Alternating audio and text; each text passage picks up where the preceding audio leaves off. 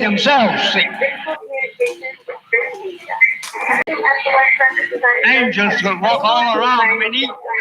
We can talk with it, and the people deserve it. Well, one thing, the greatest number 87 Street, unbelievable to you. So much less of our enemies who robbed us of our labor, of the money that you are spending. The people will,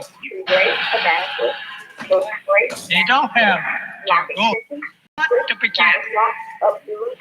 This store give you a check every somewhat around 500 calls. Forget it.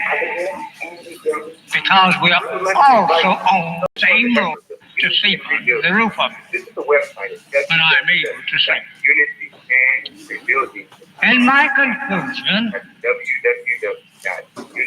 I want to thank you for your honor and respect to my when I'm able to see. Of the unity and rebuilding. And for more information, 313-868-0000, the local number. Again, 313-868-0000. You're watching WHBS, Highland Park, Detroit.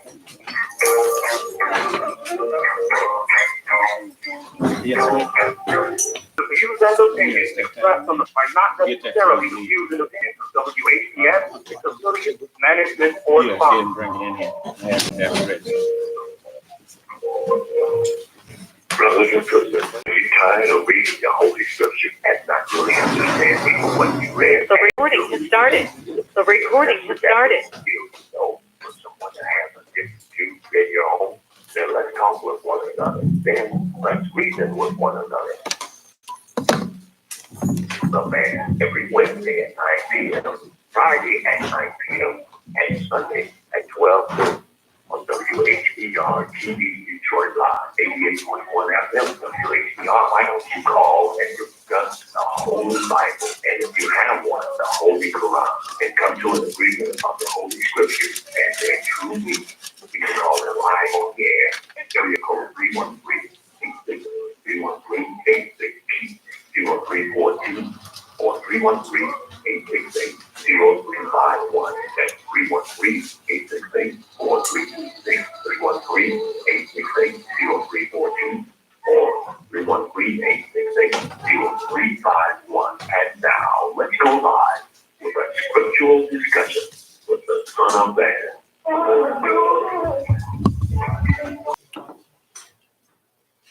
Beg your pardon? Just a moment.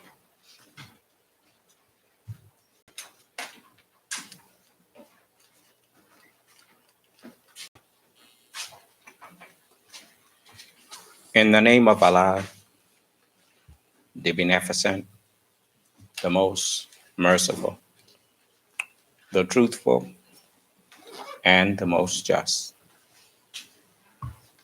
I greet all of you who have the hunger and thirst for Allah's understanding of His instruction in righteousness. I greet you all with the greeting words of peace. May Allah's Salam Alaikum.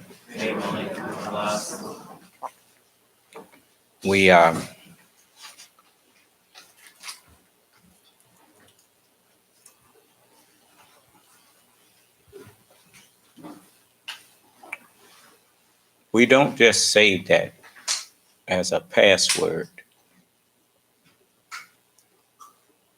We say that and we mean that, and we try to make sure that you never feel like you are alone and no one cares for you. There's nobody that come around me that if I befriend you. I always try to make you know that I really mean it, that I'm with you. I'm on your side. But I'm not on your side to do wrong. I'm on your side to serve Allah, to stay inside of this circle of safety. And whatever I need to do to keep you in it, I will try my best to do that. I'm not going to let nobody trip you if I can help it. That's why I told you, don't get too hung up on nobody. Because the people of this world, I done had good experience with it. You trust in somebody other than Allah and His messenger, they're going to let you down.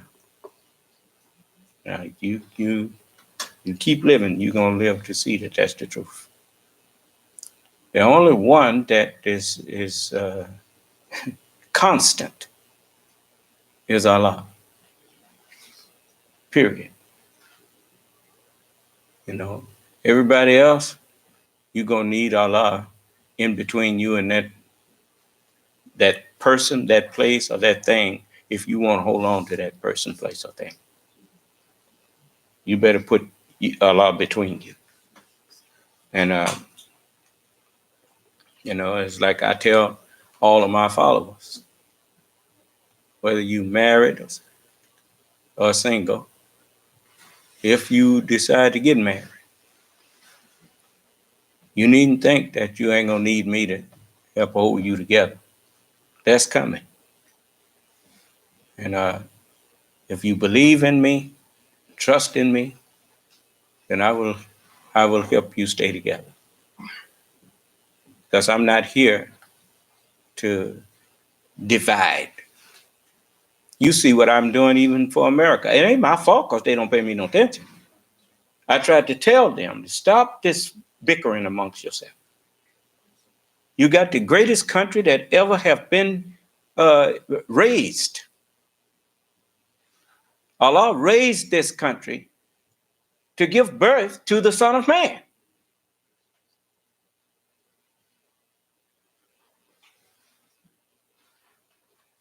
And now you lost your way, and Allah said in His word, the Son of Man came not to destroy, but to seek and to save that which was lost. You've lost your understanding of right and wrong.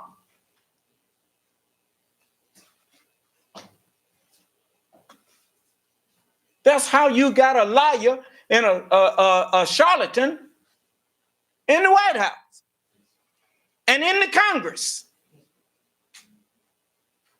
and in the Supreme Court.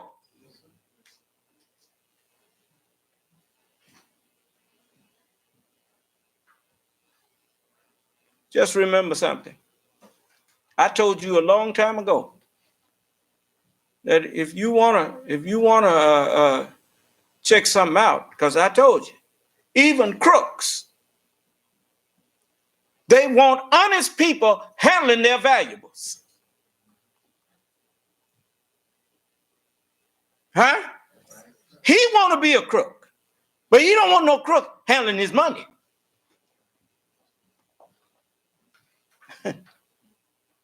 Yeah, well, the problem with being a crook is that by you living a crooked life, you are setting an example, and every time you seem to be successful, you get people envying you who want to be like you. And so when you do start looking for honest people, you ain't gonna find none because they was all envying you. And they have become just like you.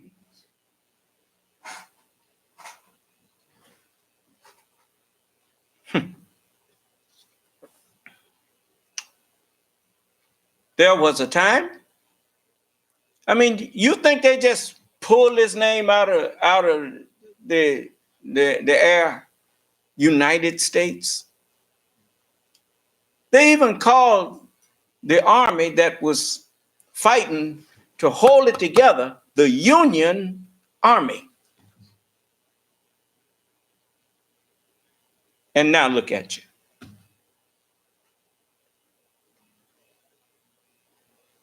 Remember, I told you America now is like a man that is all by himself running for the touchdown. Not only did the fool fumble the ball and recovered it back in 2008, then he turned around and ran towards the other people's goal line. America fought a revolutionary war. White people, listen to me. You already done said you don't think I'm your enemy. Because any white person that think I'm their enemy, unmute your phone and tell me what you think about me. You think I hate you? Black people that you think I'm Uncle Tom? Unmute your phone and tell me what you think. Because those things is what will prevent you from listening to me. I mean, I got a history of knowing what, man, if black people call you Uncle Tom, you ain't gonna be able to tell them nothing. Huh? And if white people thought I was their nigger, they'd have been on in here. They mistook me for their nigger at one while there. But they know better now. Now, I want all of you to listen. The United States of America came into existence declaring the words, taxation without representation is tyranny. They decided that King George was a tyrant. And they decided that they would never be up under another king other than God ever again. At least that's what they said. How you know they said that?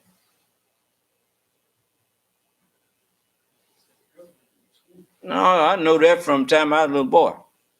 I pledge allegiance to the flag of the United States of America and to the republic for which it stands, one nation, only under God.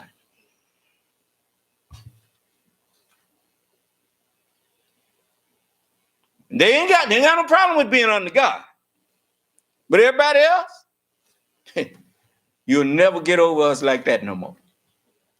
Now that's what they said. I don't know if that's the understanding you got out of it, but that's the understanding I get out of it now that I'm a man. They understood that when you're dealing with corruptible people and a natural mind without its counterpart, the spiritual understanding, a natural mind alone is a corruptible mind. They understood that. And they taught me this.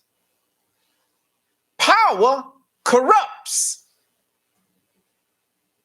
And I done seen it many times. We used to, now, don't get mad at it. But some things we used to say when, one of us gained some authority over the others, we said that nigga was all right till he got in charge. Till that nigga got in charge over somebody. I know went crazy. Is that right? And so, that's also a corruptible mind. When you add authority to it, because in order to properly exercise authority over people,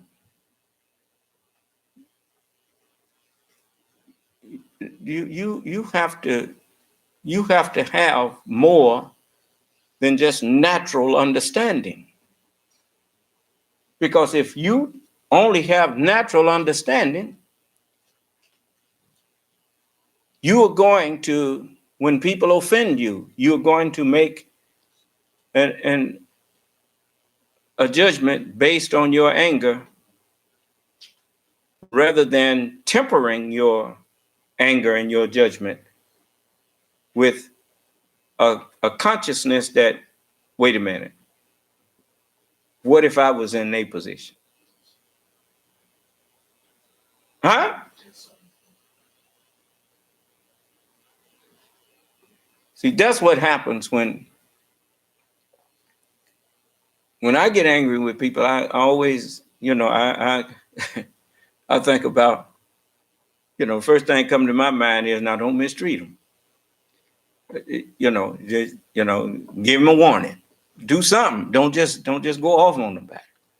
Well, but anyway, let's get back to this. They said, and it's a true saying, that power corrupts, and absolute power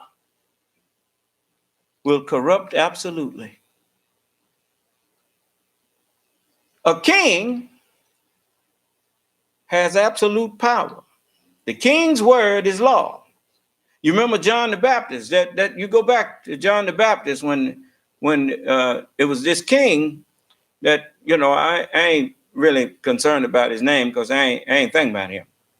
But the point is, he had a daughter who had a wedding, and the king had said whatever the daughter wanted, he would give it to her. Now the king's word is law. He can't break his word. The first mistake he made was, of course, they couldn't help it because they were to rule as God.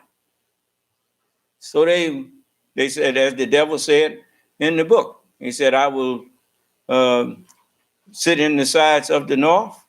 I will exalt my throne above the stars of heaven, and I will be like the Most High. Huh? Okay. The Holy Bible says that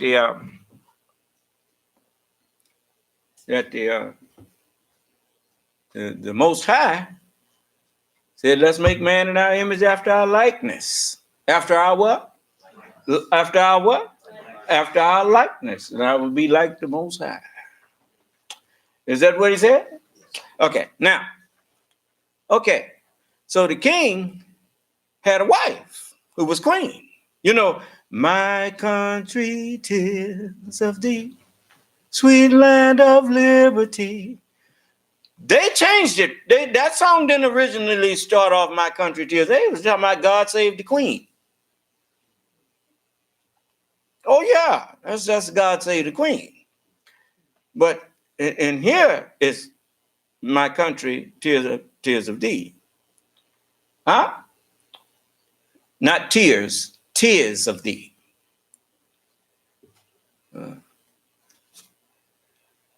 Of thee I sing. I don't sing to no queen. I sing to my country. Do you understand? See, they started off rejecting tyranny, rejecting the idea of royal families. Why? Because the Bible said God made all nations of men from one blood. So if one family is royalty, all of us is royalty. Huh? Okay. Now look at them. How many men and women died in the Revolutionary War? I don't know. But it was quite a few 100,000 of them, I assume. And now they're right back to pushing up a tyrant. They done went back to that quite a few times. Hitler, Napoleon. I mean, every time you look up, anyway, that king in the Bible, his old wicked wife told the daughter, ask for John the Baptist's head on the charger. Head on the platter. That's where they get that time. He's going to deliver his head on the platter. Huh? Well, he's talking about what they done to John. And so the daughter listened to the mama and told the king, I want John the Baptist's head on a charger. And so the king, because he had no spiritual counterpart to his natural mind, he did it. You see? So I've tried to tell you that you should remember how you came into existence. You came into existence by unity. And when you had some who tried to break the union up, and they were called Confederate states, they had joined in a confederacy, a gang. It was 8 of them, I think. And they said that they was going to secede from the Union. And they raised their Confederate flag. And they had their own money and they had all their own everything. And they declared war on the Union, on the United States.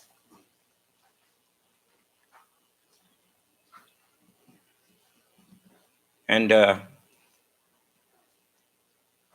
you went to war over. And that was called the Civil War, because it was a war that was going to determine what type of civilization was going to exist here.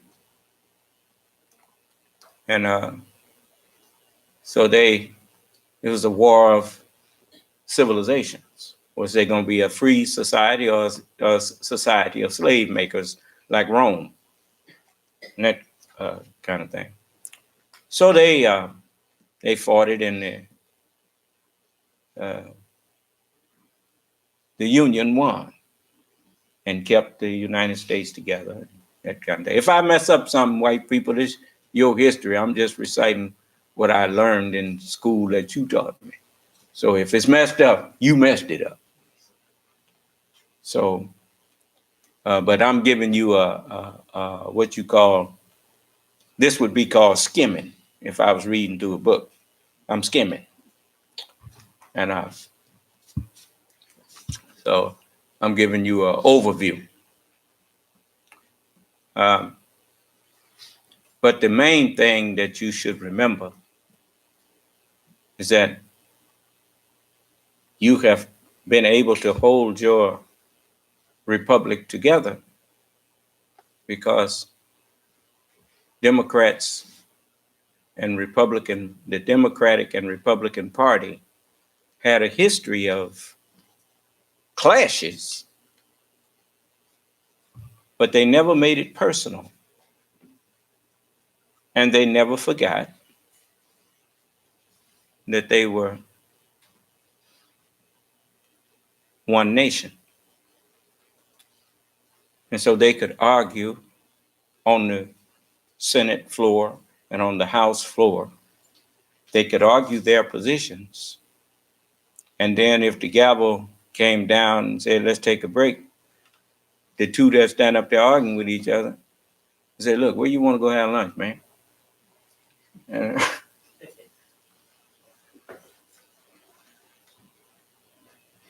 And it was a given that people who entered into the government entered into it out of a sense of patriotism. You can tell that by the oath of office.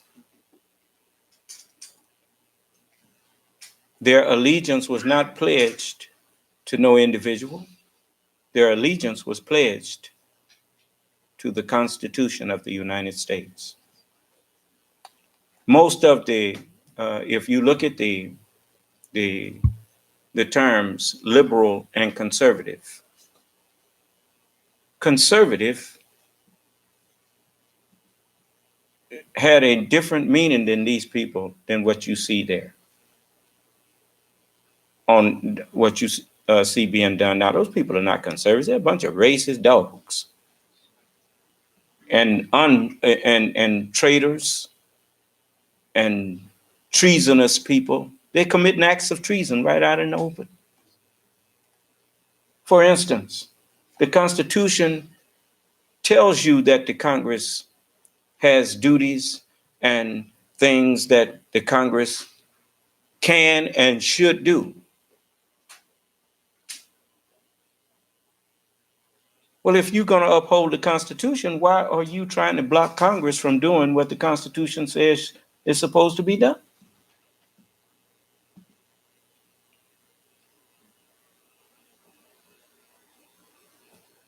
The Congress is not under the president.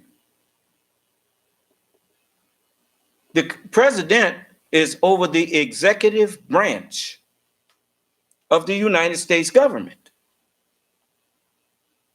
The legislative branch is the one that makes the laws that bind the president to uphold.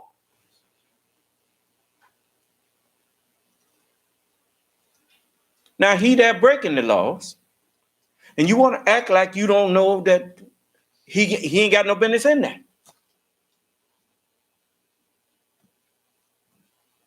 That's because you don't give a damn about this country.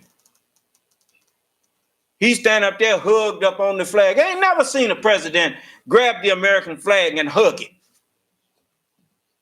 Because most of them know that if you hugging it, you are encasing it. The flag is not made to be hugged.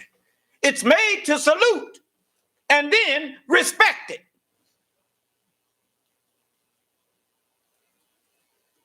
But how would he know?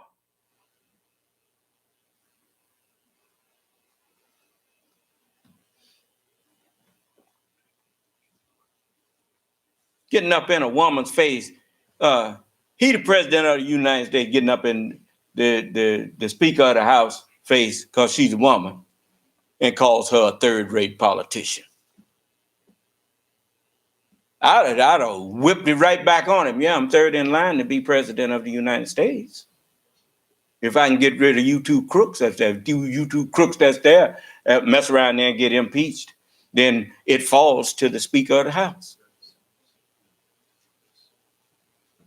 She ain't but two people away from president.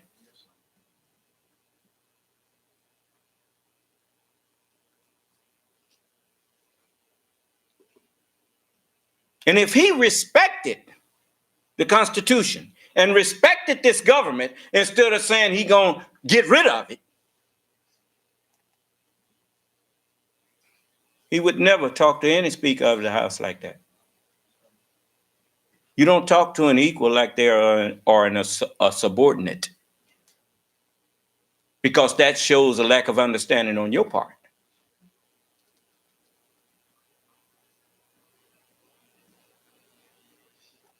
Anyway,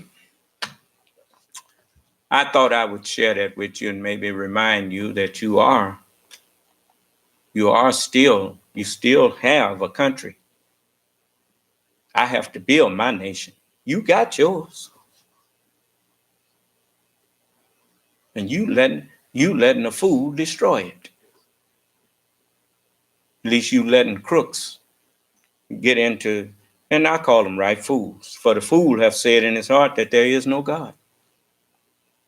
Now you watching God destroy their minds right on national and international TV. You know that God that they said in their heart that don't exist.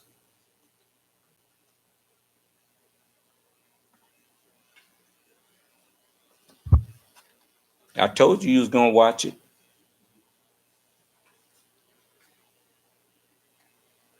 So look like some of the patriotic people that understood government and understands how out of whack things done got, they stepping forward now. And I told all of these people that's crooked in this country and trying to work from within to destroy it, you wait until the patriotic people wake up to you. You gonna find out that, man, you ain't never seen nobody. We learned that in military, that when a man is fighting because of patriotism and not money, a man fighting for money is a mercenary. A man that's fighting for out of love for his country, your only way out, your only win with him is you got to kill him. And even when you kill him, when his children and when his children, even the mafia knew that, you kill a man, you better go kill his whole family, because they gonna remember you. Huh? Well, patriots. The book says when the mercenary says the hireling, that's what a mercenary is. It's somebody that do what they do for the money. He's called a hireling in the Bible. When the hireling see the wolf coming, he run, he flee, because the sheep ain't his. Threatening a patriot don't do nothing but get him angry. You threaten him, and he ain't gonna threaten you. Next thing you know, you might be the undertaker may be visiting your relatives.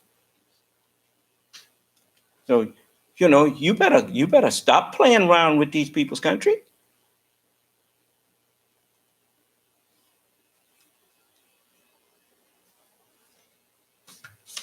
But you're gonna learn the hard way.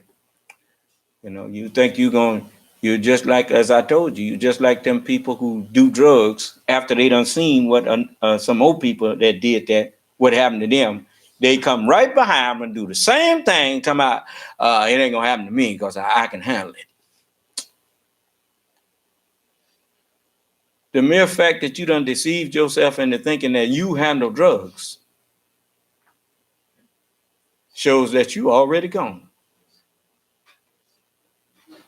When you put it in you, it starts handling you. A wise man already know that. Only a fool thinks he's handling drugs. But anyway, so I'll let you go on. And don't say I didn't warn you. I did warn you. You just didn't pay me no attention. So, I want to, if you've lost a parent, then you know that it is an experience that, is a sad and grievous thing when you lose those who brought you into the world. And it is a natural grief. And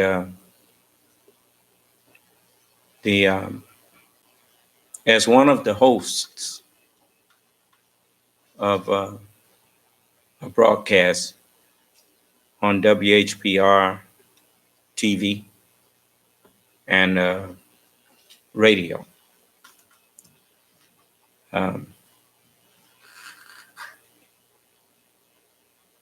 we feel the loss and the grief of others that, especially on a small station where everybody pretty much knows everybody. We can't help but feel each other's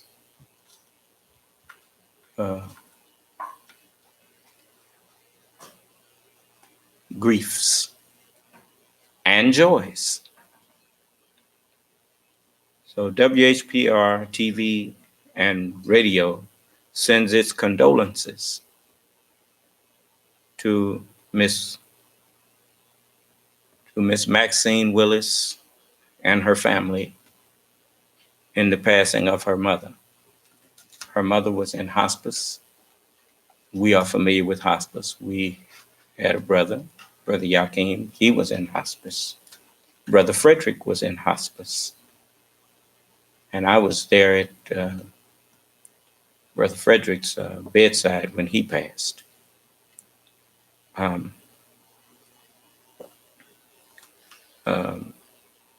Mrs. Willis's mother, Mrs. Edith Elizabeth McKinney, she passed away. And the services will be held on Saturday, this coming Saturday, October the 19th, 2019. And the family hour is from 12 to 1 p.m. And the services will begin at 1 p.m. and will go from 1 to 2 p.m. That is the schedule of the services. And it will be held at the First Baptist Church of Woodland Park, Michigan. The First Baptist Church of Woodland Park, Michigan. And the address is 9028 23rd Avenue. And that's on Bitely, Michigan. 49309. And in lieu of flowers, please send cards or expressions of love to Edith Elizabeth McKinney at 8945 23rd Avenue, Bitely, Michigan, 49309. I think that it is appropriate that I let you hear the Honorable Elijah Muhammad speak on, say a few words about the passing of those who did good for us, whether it be our mother, our father, for I've lost both of mine. Didn't lose them at the same time, but my father, he passed back in 73, not long after I became a Muslim, and he and I, became, better friends. Matter of fact, we became friends. And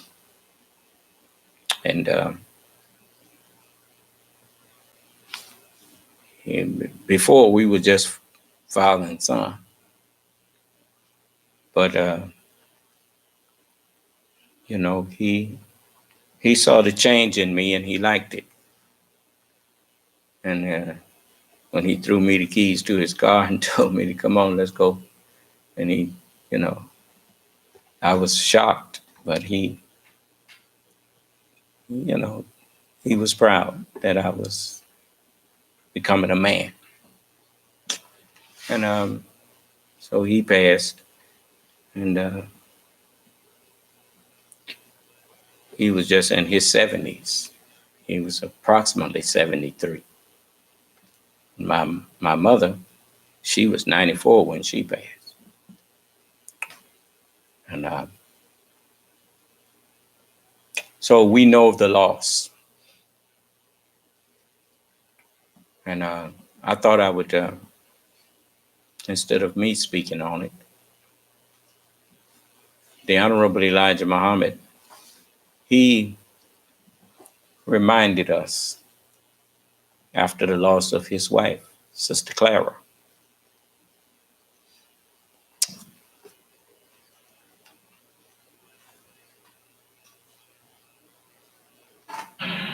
In my conclusion,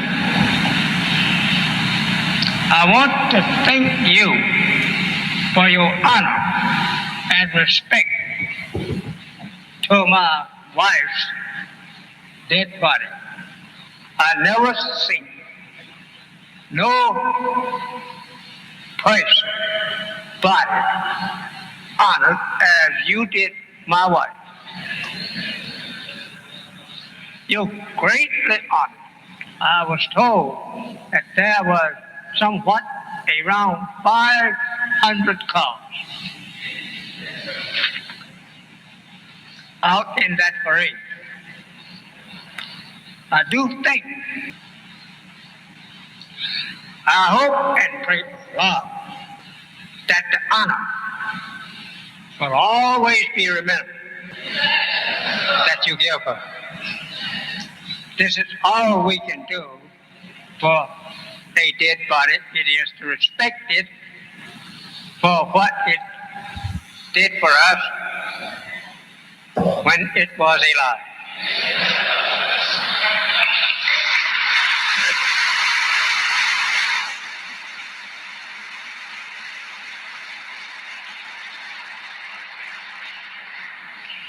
So, these things come by the will of Allah, and we shall quickly forget it, because we are also on the same road.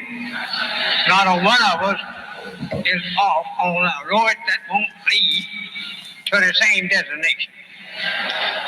So let us forget that, prepare for ourselves, that we will not die unless we die a Muslim.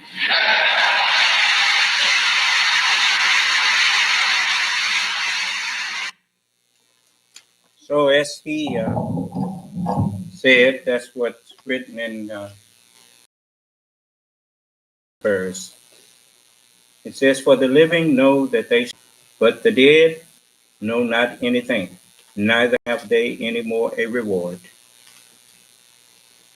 For the memory of them is forgotten."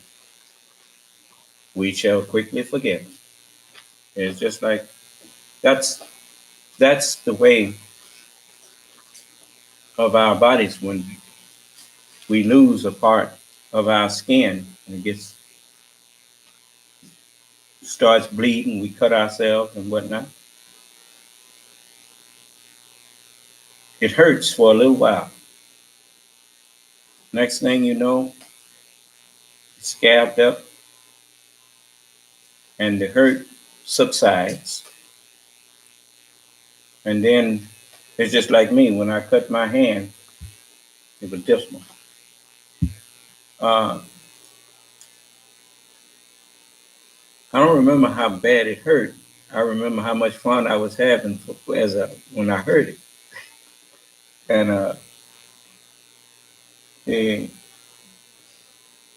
I was skating at the time and swinging my arms, picking up speed, and I hit the back of a car that had been wrecked, and it cut a gash in my hand.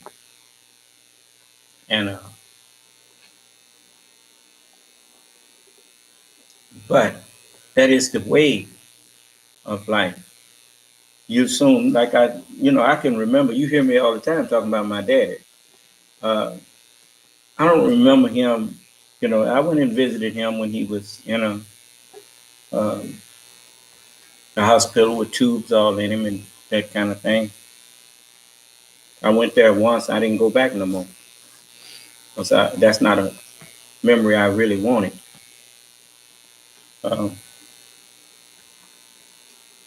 And so I remember when my auntie, I say auntie, but, that's what we say.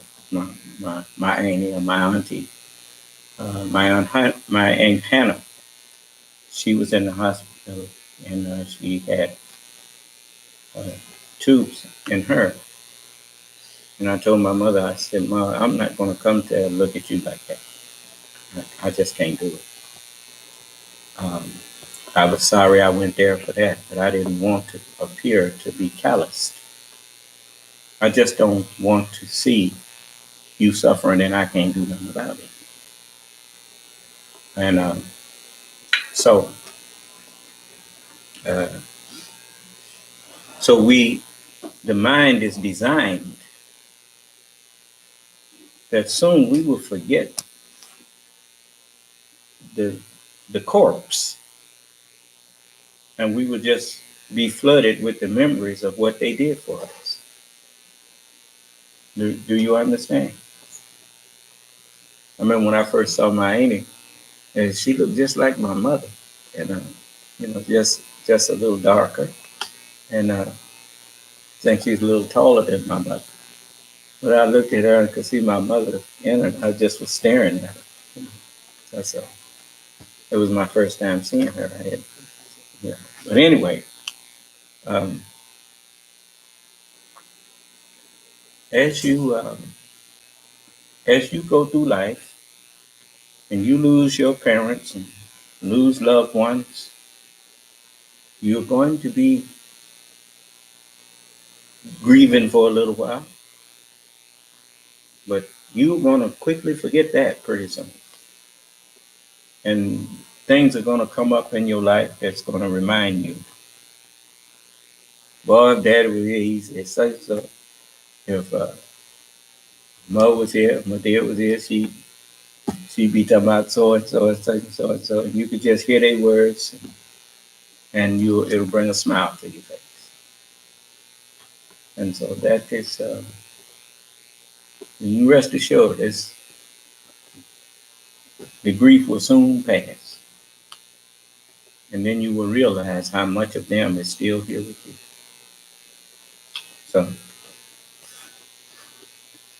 So we are going to let it go from there. Um, I have thought about many things.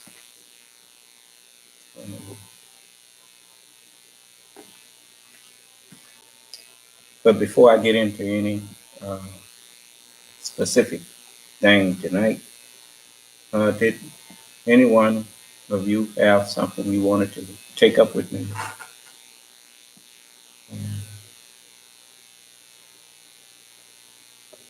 And again, I want to say to the Willis family that we empathize with you and we sympathize with you in the loss of your mother, Miss Willis, and your mother-in-law, Mr. Willis. Um, and may Allah strengthen you all's hearts and grant you uh, His guidance and His peace through this ordeal. So,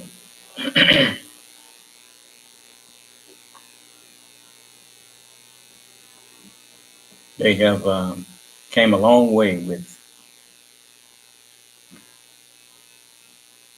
death in this society about even the term hospice. They didn't always have hospice, but now people uh, have, pardon me, diseases, ailments that could be very painful. And in hospice, they keep them comfortable where they don't suffer. And that's good. So we are thankful to Allah for that. Um,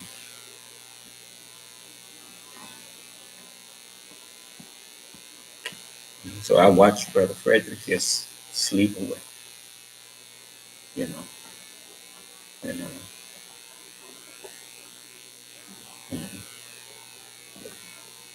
He and I spoke, and we, and I told him, well, you can go now. You know, go on and rest, brother. And he just closed his eyes and never woke up again. Um, so, and those people at the hospital, they were very kind and accommodating to us. You know.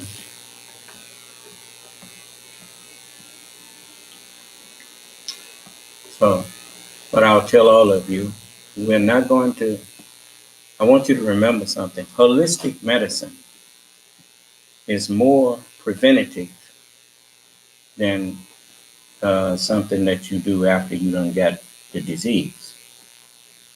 Holistic medicine is an ounce of prevention. When you get a disease,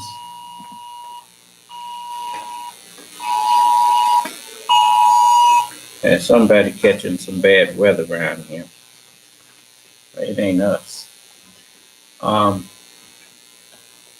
But all of you that don't believe in doctors, well, that's fine.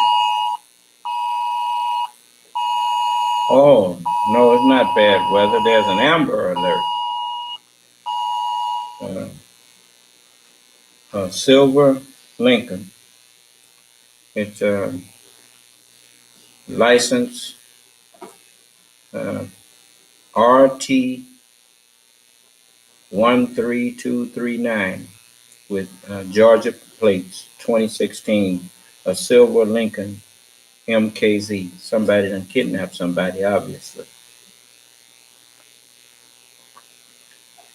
The license tag is RT 13239, and it has Georgia plates on it. And it's a 2016 silver Lincoln MKZ. So if you see that, you call the authorities.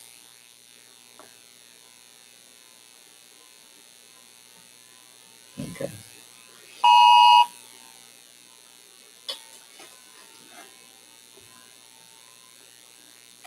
And if it don't mean nothing to you, look at your child. If it was your child, would it mean something to you?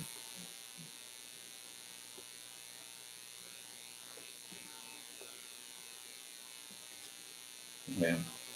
Or your sister, or your brother, or your mother, or your father. Well, that's somebody's son or daughter, brother or sister, or mother or father that's been kidnapped.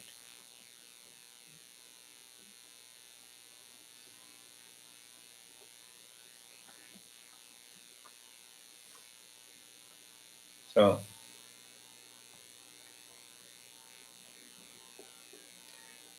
this world is so wicked. Come out of it before you go down with it.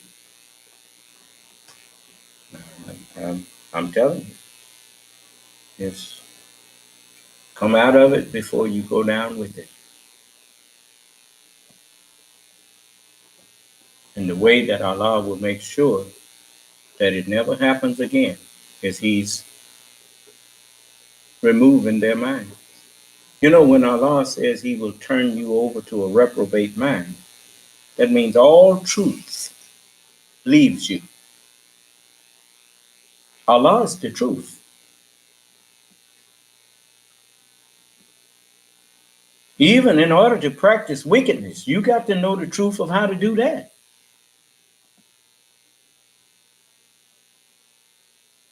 Let me show you these people losing their minds right in front of you, and I told you you was going to see that happen. Let me show you.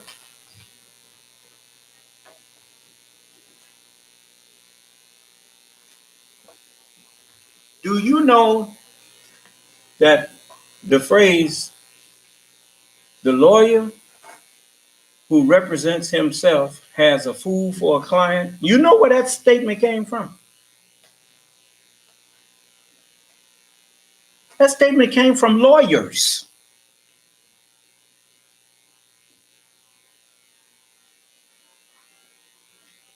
Now you got a man who was over the Southern District of New York, Rudy Giuliani, who used to be the head of that, now acting like he don't know nothing about law.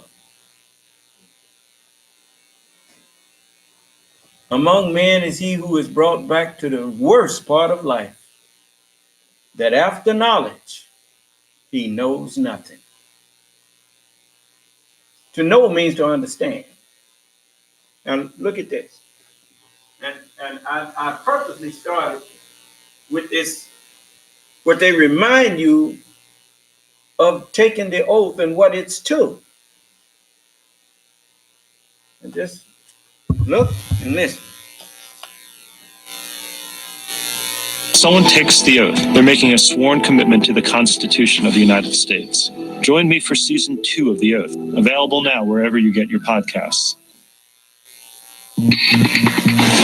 At the moment, if all reporting is correct, Rudy Giuliani does not appear to be represented by any other counsel other than himself. And though I am not a lawyer, it just seems to me that's not a great idea. Last week, Giuliani's 2 associates, Lev Parnas and Igor Fruman, men whose company called Fraud Guarantee paid Giuliani $500,000, men he once referred to as his clients, men whose current lawyer said they were assisting Mr. Giuliani, quote, in connection with his representation of President Trump, those 2 men were arrested, trying to leave the country at Dulles Airport in D.C. just a few hours after lunching with Rudy Giuliani at, of course. Now, before I go further, you need to understand why the lawyers said that. It's because it is understood by anyone who has ever, but especially understood by lawyers, people who do that for a living. They know that you cannot think clearly when you are emotionally attached to a thing. Doctors know it too. That's why they don't operate on their family members and all of that kind of thing. Because it clouds your clear thinking. The stronger your emotions are in a situation, the harder it is to think your way out of it.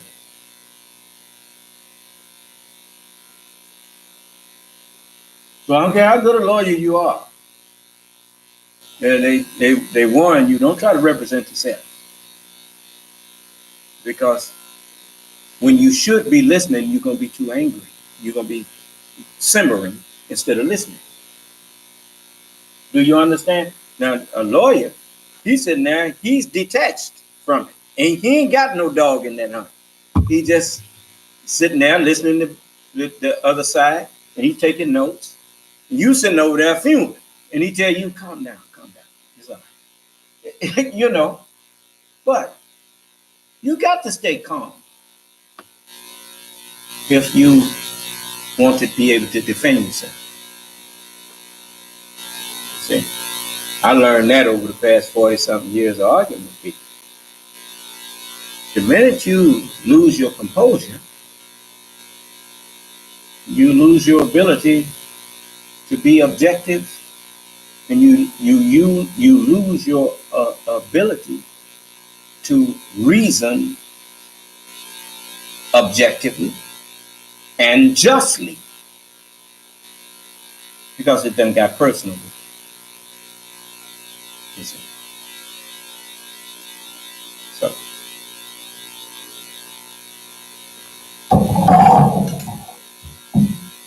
First, the Trump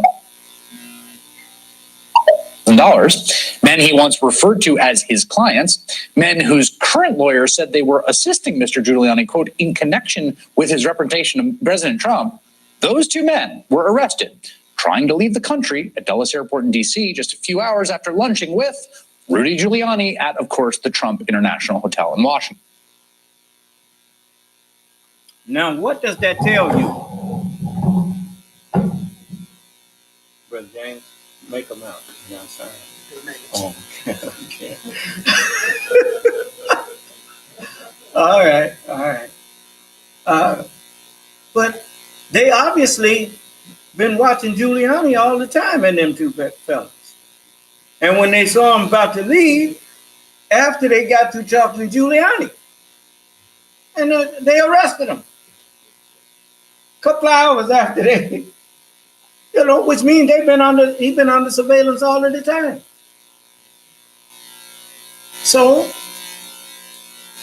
as long as he had been in the Southern District, in the justice system of America, he came out thinking that they were stupid.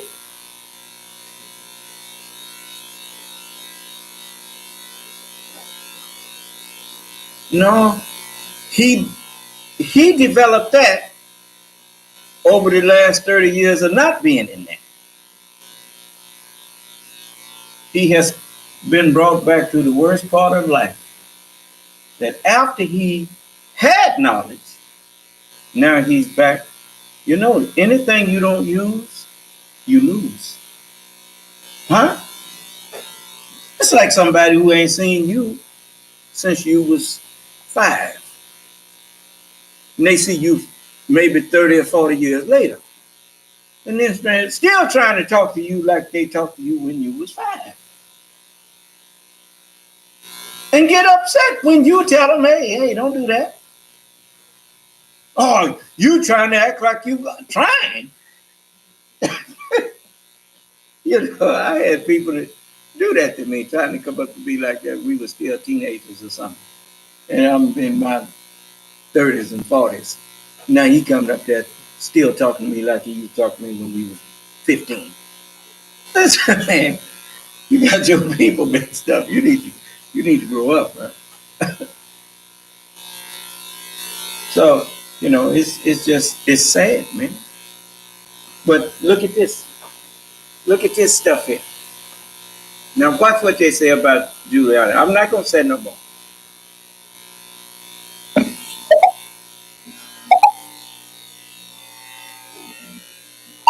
Than himself. And though I am not a lawyer, it just seems to me that's not a great idea. Last week, Giuliani's 2 associates, Lev Parnas and Igor Fruman, men whose company called Fraud Guarantee paid Giuliani $500,000, men he once referred to as his clients, men whose current lawyer said they were assisting Mr. Giuliani, quote, in connection with his representation of President Trump. Those 2 men were arrested, trying to leave the country at Dulles Airport in D.C. just a few hours after lunching with Rudy Giuliani at, of course, the Trump International Hotel in Washington. Then a series of news outlets reported, perhaps not surprisingly, that Giuliani himself is now under criminal investigation by the office he used to run in the Southern District of New York.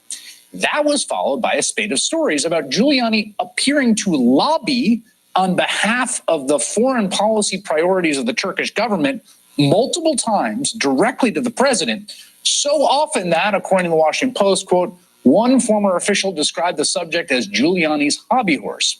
All this despite the fact that Giuliani is not registered to lobby for foreign interests as the law requires. And then today, a new report from CNN that Giuliani is also now the subject of a counterintelligence investigation. Oh yeah, also, one of the other guys that was indicted with Giuliani's associates on the campaign finance violations, David Correa, he was also arrested at JFK Airport today. I should note he had been traveling in the Middle East and returned to the U.S. to surrender to authorities.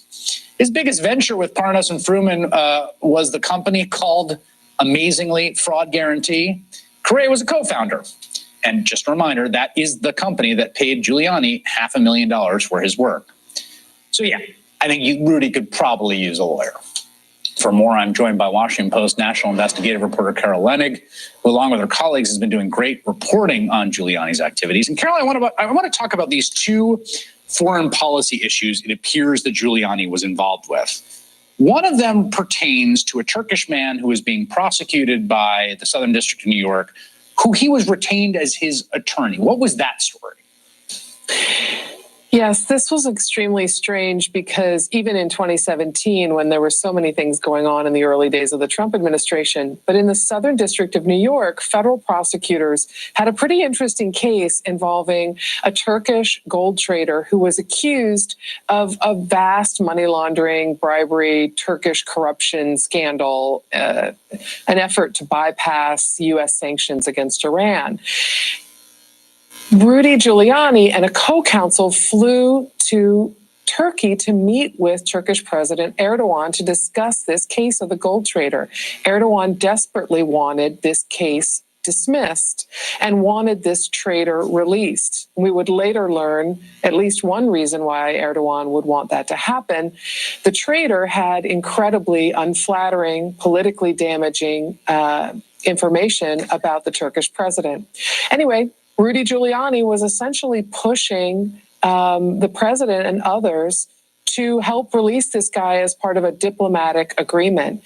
Prosecutors in New York were very suspicious about who exactly Rudy Giuliani was representing. Was he representing the gold trader as he alleged in federal court, or was by the fact that he was pushing something that was at the top of Erdogan's priority list, really advocating for the leader of Turkey? We should note that the reporting indicates there were possibly multiple meetings in the Oval where the president was inviting Rudy Giuliani directly to argue for and lobby Tillerson and others to intervene in the criminal case, right? And get it stopped.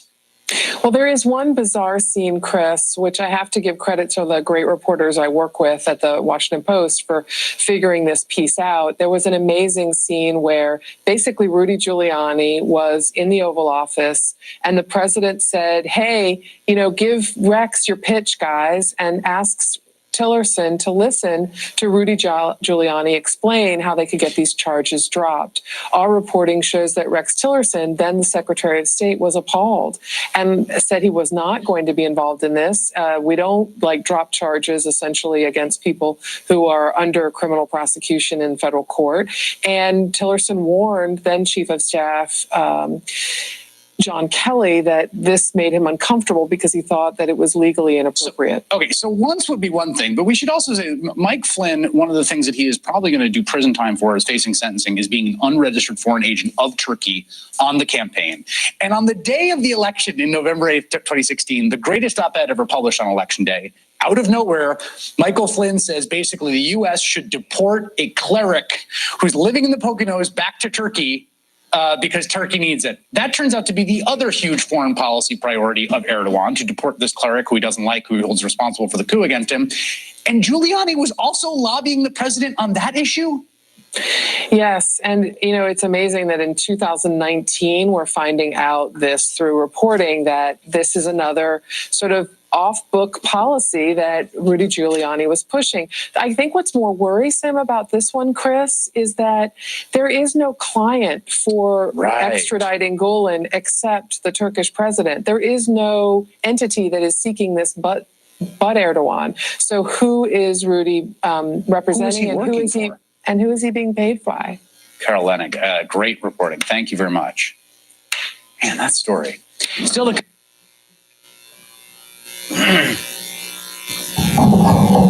So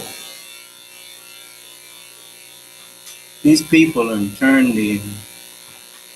to turn the executive branch of the government into a first family? I mean, a mafia family? What?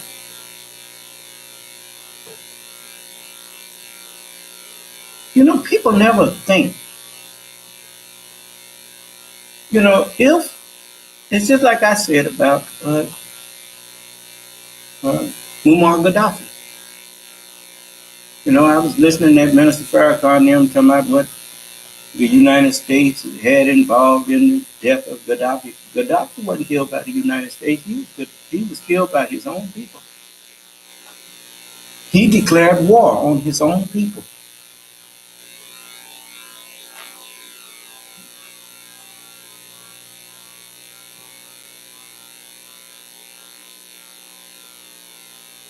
And then when they got him, with that gold-plated pistol and all that kind of thing. Then he decides that this is not Islam. That's not Islam, what they was doing. Was that Islam, what he was doing?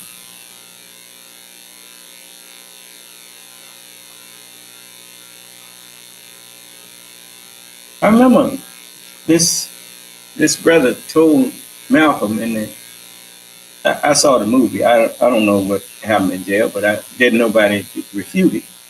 When Bain told Malcolm that the word of God ain't no hustle, Malcolm. You don't use God's word to hustle people.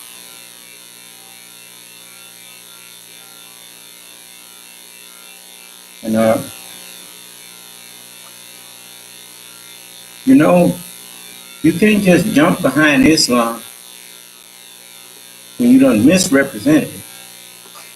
Then when your misrepresentation catch up with you,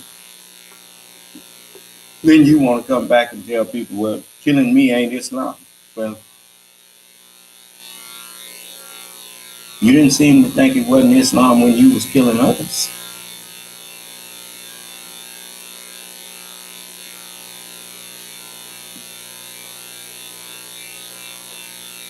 So you have to remember that Allah is not going to let us get away with mocking him.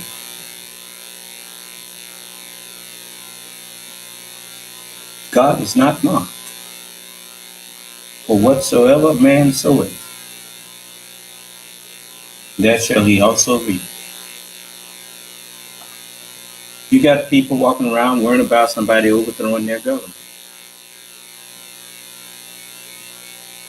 You wouldn't have to be worrying about somebody overthrowing you if your government was upright and good.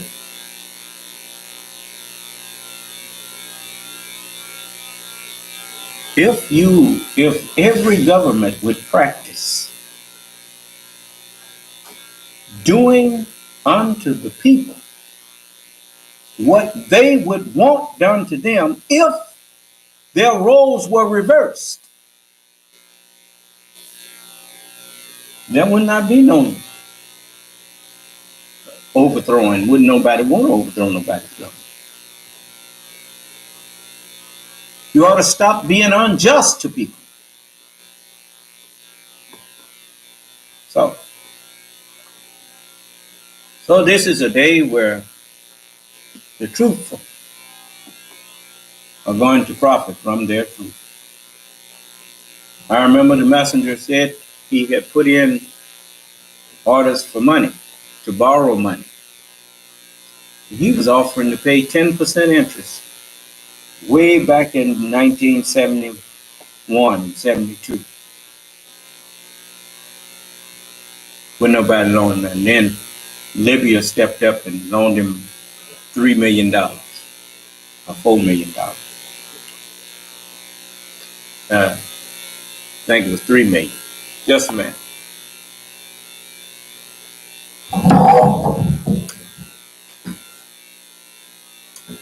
Give me a minute.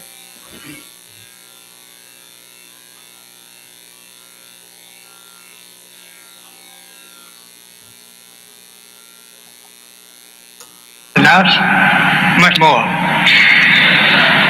It takes a lot. They want to hold you down. You're going too fast for them anyway.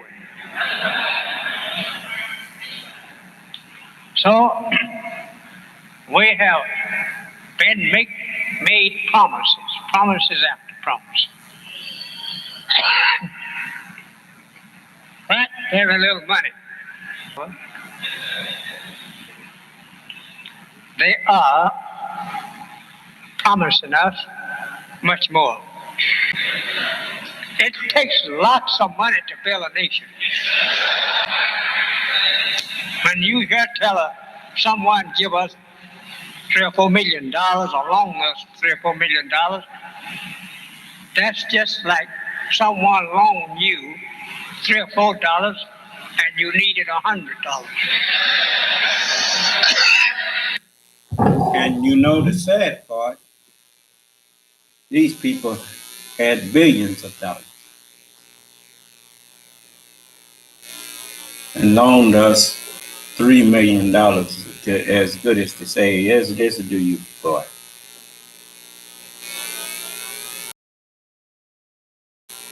That was just to get him out their face.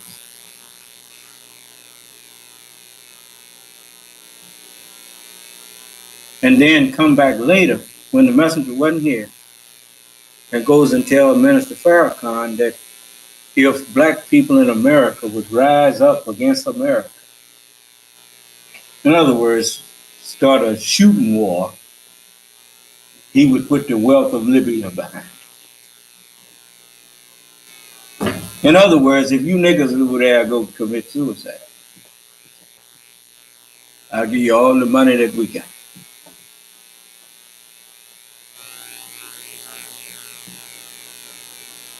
What you suppose that told you about what he thought about Minister Farrakhan's intelligence?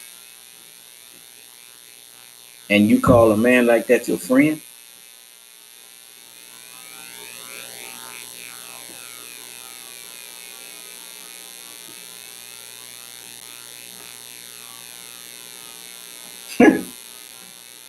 But watch what the messenger said.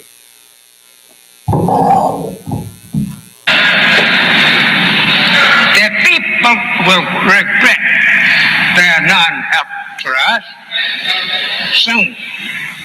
For I would like to tell you of a truth that is bound to materialize. Allah have promised me much, millions and hundreds of millions and hundreds of millions, billions of dollars. But I have to wait until it's time. He will release it certainly on time. I mean, I'm not worried about money. It's going to come to me. Because people are starting to see that I'm worthy to receive it. They know I'm not a crook. They know I'm not here trying to run game on them. They know whatever they give me, I'm going to use it for their benefit. And so, and it's a set time for it. That's why you don't see me begging for no money. No, sir, I ain't gonna beg you for nothing. If you ain't got sense enough to see that I'm here to push you up, if you just cultivate, give me something to work with. Well, I'll work with them who giving me something to work with. And soon they all gonna come to me anyway. If you want to keep your sanity, you gonna come to me.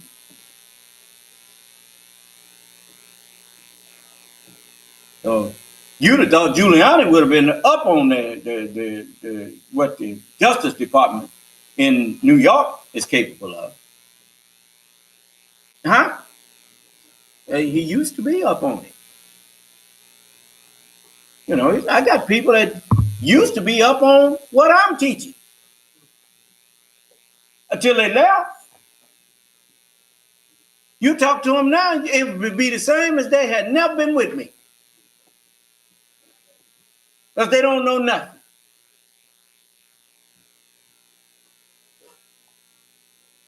You know, just like the question I got the other evening from somebody that used to be with me, asking me about Master Farad Muhammad, is he the son of man, or what the messenger said about him? What you got to say about that?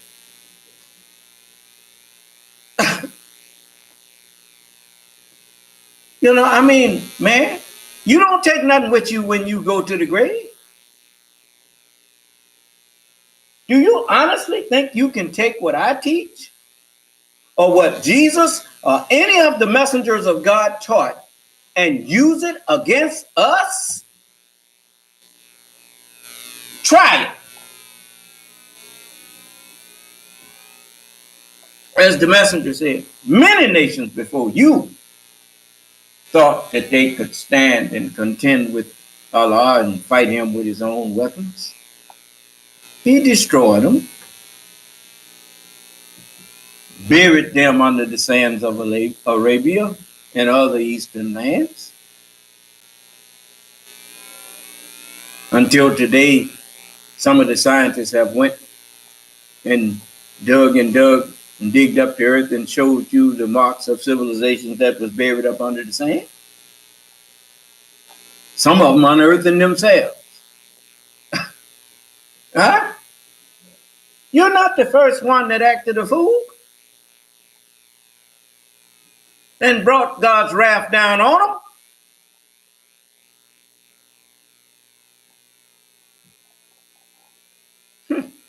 Coming in here trying to make it look like I'm somehow contradicting what the messenger taught about Master Farad Muhammad. Master Farad Muhammad did what he came to do. It's just like somebody that would try to say, well, you trying to take Jesus' place. They ain't trying to take Jesus nothing. I'm Jesus' Lord. He told you that. He told you, I go to my Father. Paul explained that. When I'm absent from this body, I'll be present with the Father, with the Lord. Where's the Lord? Jesus told you where I was. He said, our Father who art in heaven.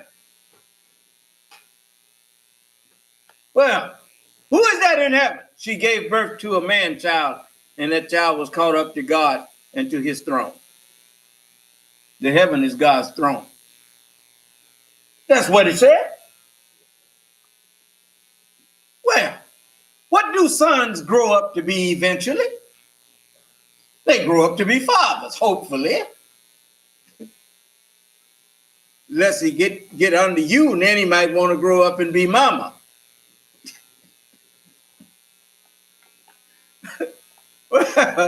well, you got Adam and Steve here. So we don't know what y'all want to do.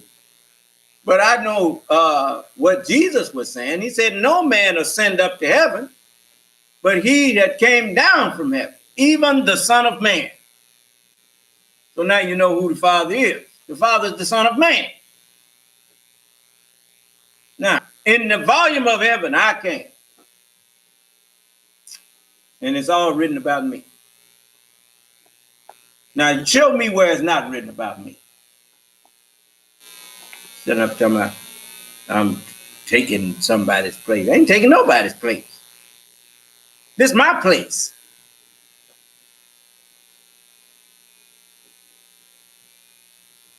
You don't call when you get in, go to the next grade, walk-in class and talk about, oh, you the substitute? That's the real teacher there. He ain't substituting nothing. Huh? So, I'm the first and the last. That's right, and all in between. Yeah. That every time we get a new God, we are only talking about a new one that the word is with. The word ain't new. It's still the same word, the truth.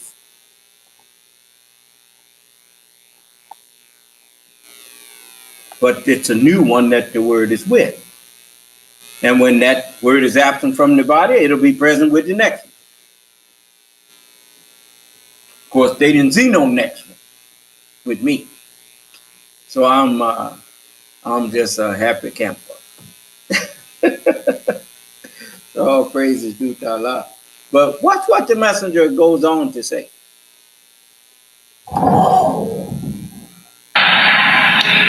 You don't have to go somewhere and buy it if you're in America.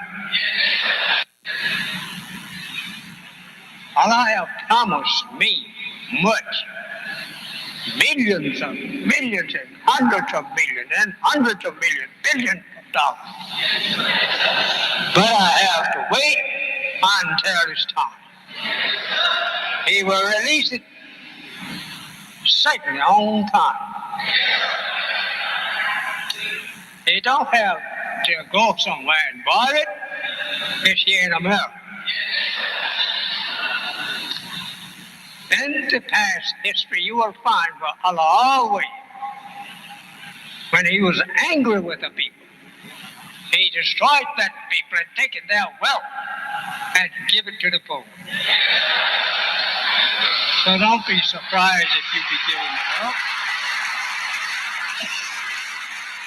I think that I need to remind you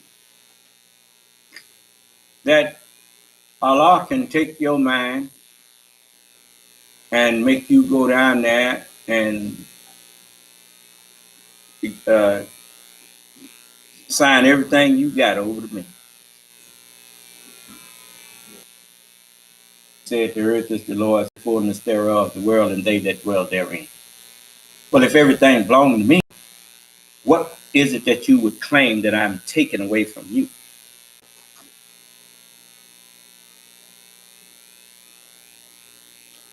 All of it is mine.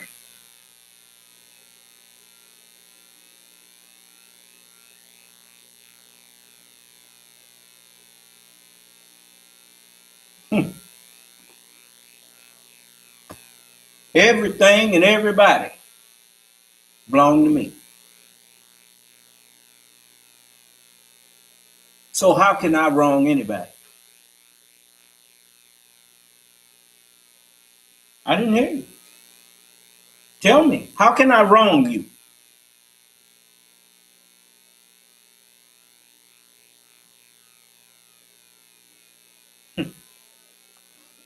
Oh, what? I ain't gonna what? You mean you can't answer that, can you?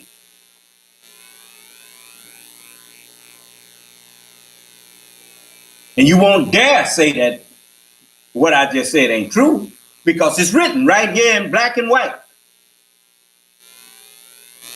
The earth is the Lord's, the fullness thereof, everything in it,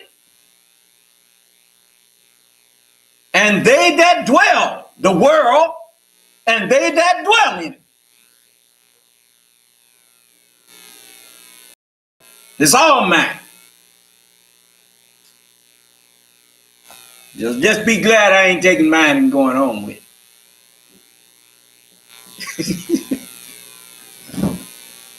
So I ain't never been selfish like that. I thought it was ugly when I saw somebody that had the balls and gloves and bats and he get mad, then he stopped the game. Give me my stuff. I go home. And little ugly booger. You know. But Allah showed me lessons I didn't like.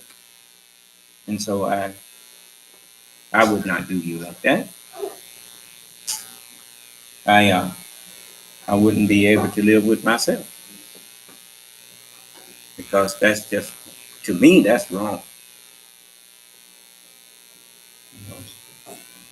If you got much, then that means you have much you can share with people. Not much to be selfish with.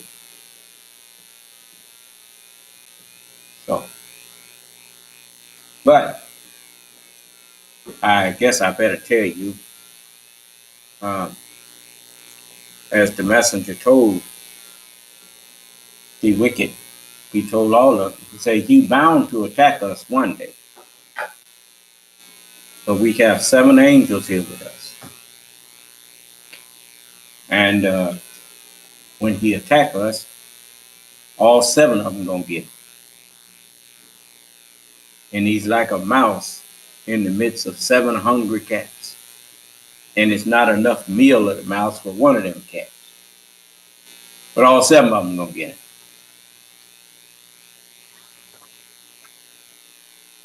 You know, angels are messengers. When you understand that, then it makes it easy for you to understand who those 7 angels are. You see, those are your 7 senses. They send messages to your brain. And your brain is directly at the mercy of those senses.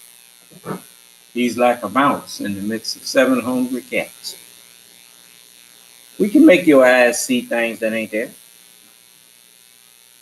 We can make you hear things that ain't there. We can make you feel things crawling on you that ain't there. So what are you going to do when all your senses is turned against you to punish you for your plan to do evil to us? What are you going to do then? Ain't no doctor going to be able to help you. You'll be like that man walking in the doctor's office, and he was he said, butterflies, flying all around. The doctor said, well, no, don't blow them on me. So the doctor said, don't blow them on me. Well, so the doctor crazy and the man crazy too. That fixed it. So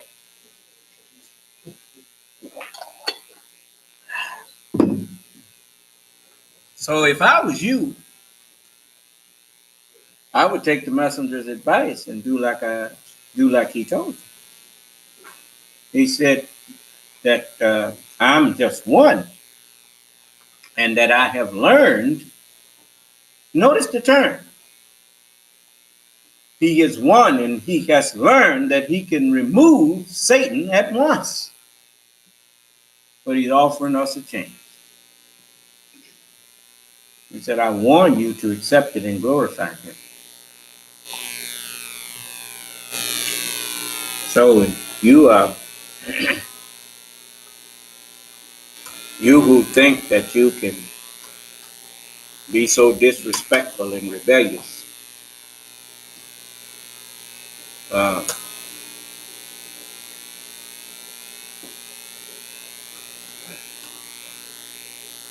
you're going to regret that.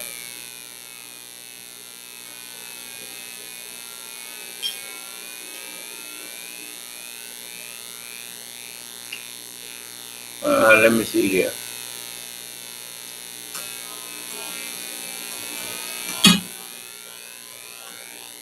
Maybe this is it. The will of God is that you and me do His will, do His bidding, so that He can bless us for our good work and not our evil work. Well, don't be in a hurry. You want to hear me teach? Well, I'm teaching.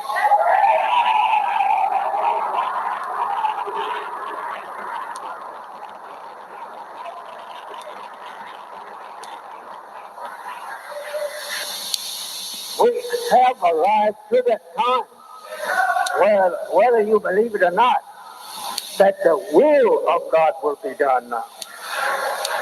The will of Satan has been doing for the last 6,000 years. His time now is up, and the will of him that is prophesied that will come after him, that will build a kingdom of peace and righteousness, is here at the work now. I'm what they call, some of them, forerunner, but I'm he to what I call myself, that last messenger from God to direct you in a path that will lead you to Him.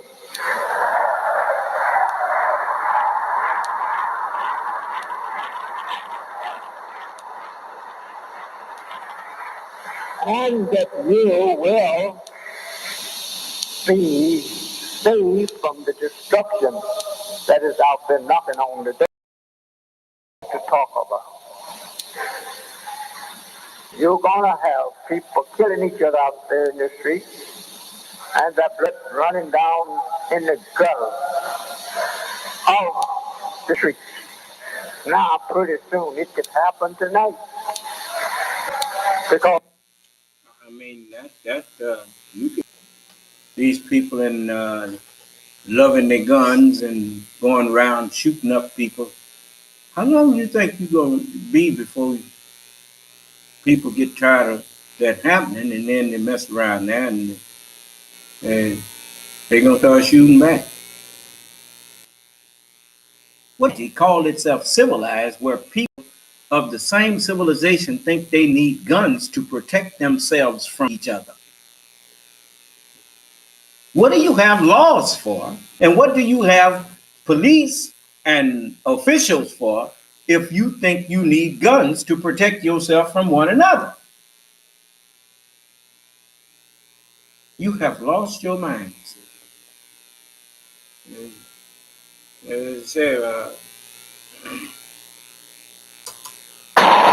but if the universe or the darkness of the space before life was created in it, what was in that particular space that could produce life?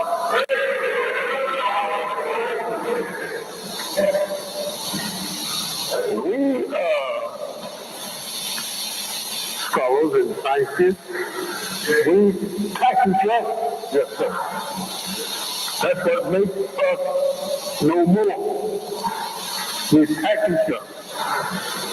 And then if you can answer to what you attack with, true, okay, then something is wrong. We go back again after you. And ask you then, what did we mean when we said space? How could there have been space? My subject is theology of time. So many people think we're fools because they don't believe in Islam. And that is due to them not having the knowledge of what Islam is. Islam is not only your religion and my religion, but Islam is and should be respected as the religion of everybody. Because of what it means. When you laugh at Islam, you're laughing at the creation of the wisdom of God. So from this on, please do not laugh at God's wisdom when you are trying to survive God. Don't do that. He lets you pass up. As the Bible teaches that he's weak at secret once upon a time. But now he calls us to actual facts now. We must give account of that we know and that we don't know. What we don't know, we got to give account of our actions against that. Yes, when you don't know, when you don't understand. To know means to understand. When you don't understand the thing, so I call you that you tell. I believe the word of God. Why not? Have you?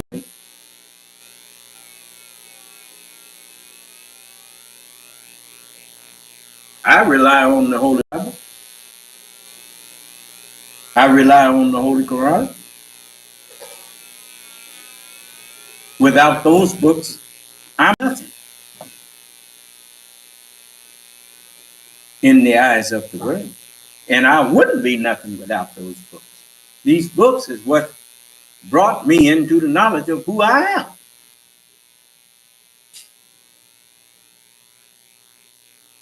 So you this is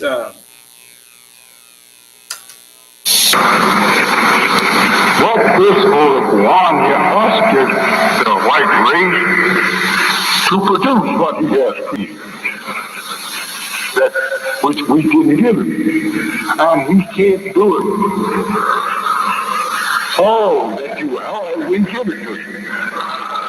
The white man has nothing that he created. He fashioned something after our creation. We created everything that he got the base from to make what he wants to make. The iron, the steel was already there. That is why you find in the Bible here in Isaiah, he cracks down on him to prove to him that he is God and that he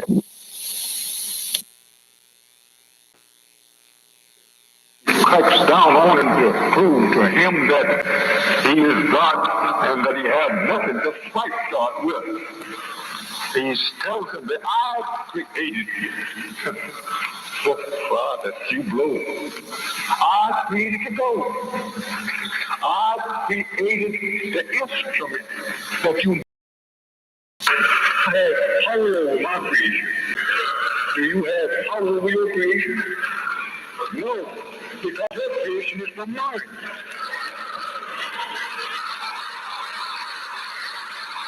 That's how we prove.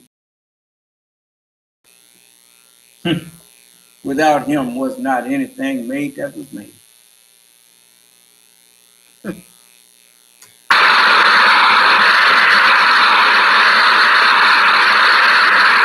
9,000 years ago, remember that an enemy was created to cause all of this trouble that has been coming to the man for the last 6,000 years, whom we call white man instead of just saying devil. That's his real name, devil.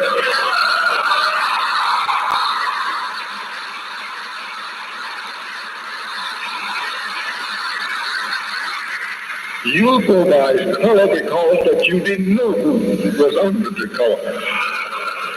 See how the man, we was trying to get here so we could put devil in him. And that's what we did. We gave him a mind that would not be spiritual, that could only understand the natural creation. And so he was given dominion so he could put that mind in everybody. And so everybody got that. So everybody became the children of Israel, the children of Jacob. And so it's much to be learned. You just like here. You cannot set up the will of God universally as long as he has a free enemy to attack his will.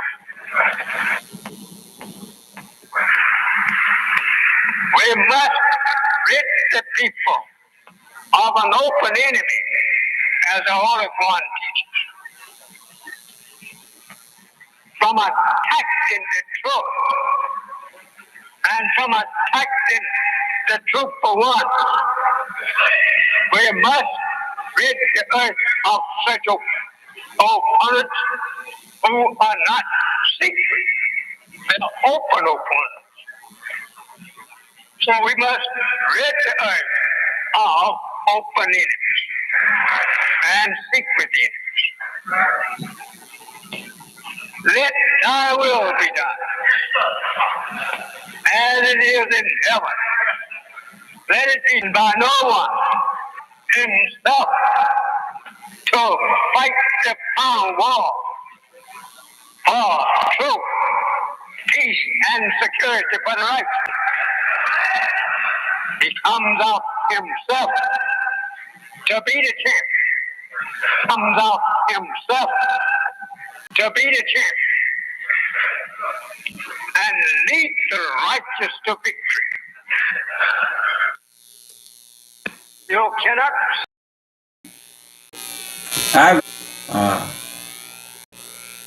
All of the messengers of God.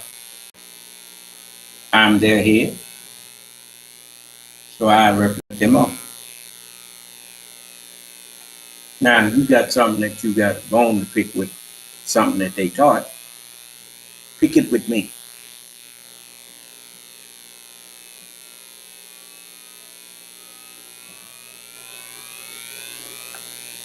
Yeah, I put a stop to it. I mean, he told you that I would do that. You like to argue so much. Emotional.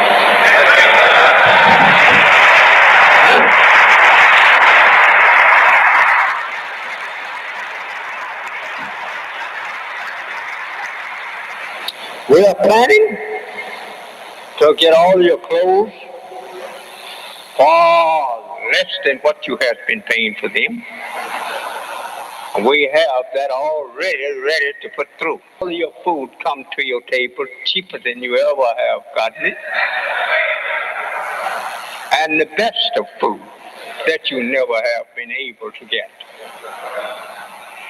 We have already planned to take and buy from your sole of your foot to the crown of your head everything that you wear far cheaper than you are paying for that same garment, shoe, hat. Now, what I want to say to you in just a word or two, that I have our black nation all over the earth now with me to put the job over.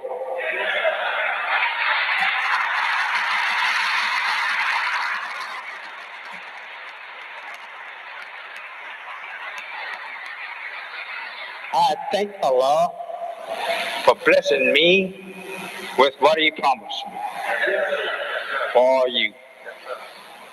You may get off in little groups to try to manufacture some ideal of your own, but Allah is with me to put this over for you.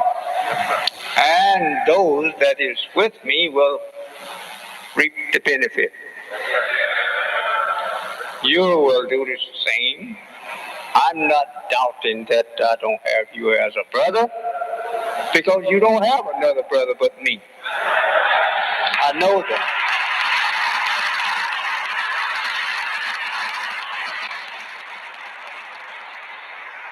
What I mean, you don't have another brother but me to get you into that which you want to live your life in.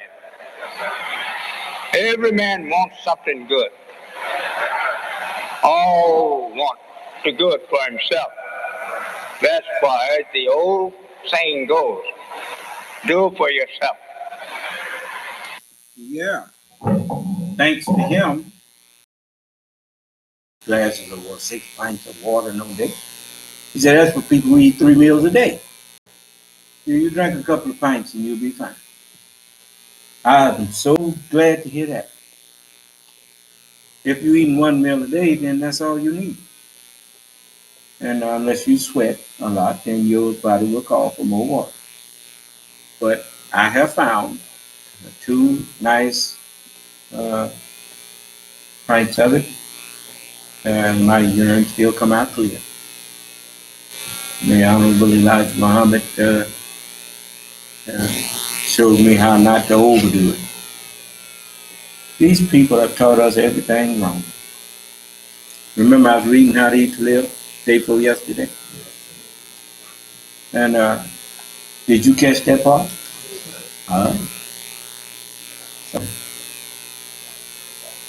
So I was wondering why else did I have to drink all that water.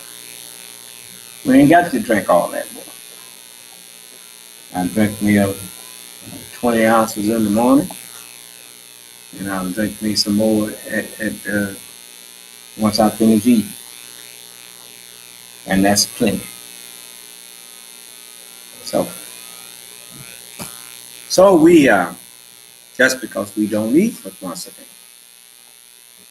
If you eat twice a day, you need twice as much water. So don't let these people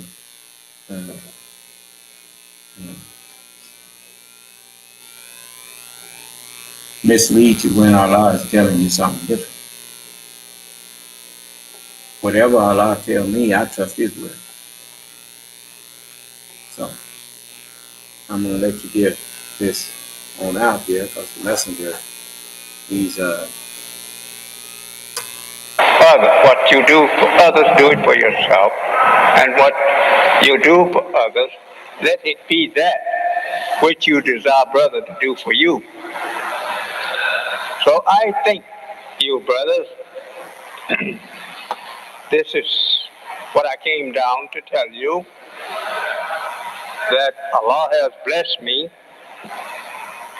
to get for you those things that you want most, that you cannot reach, calling the white man of America. He's born your enemy and my enemy. He can't help himself. Don't try to force him to do righteousness when he was not created for that.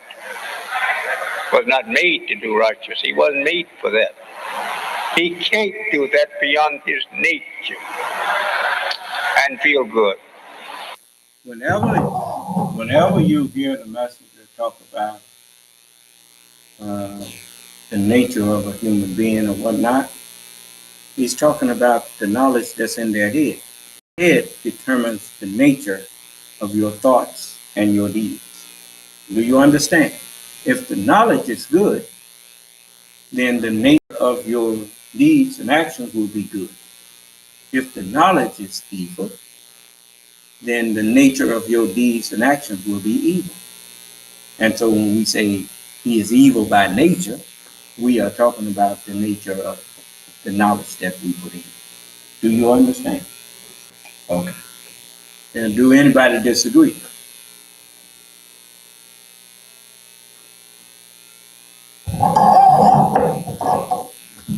We do a little good for you. We always telling. I went out of my way to do thus and thus for you. And he's right. When he do something good, he went out of his way because he wasn't made to do good.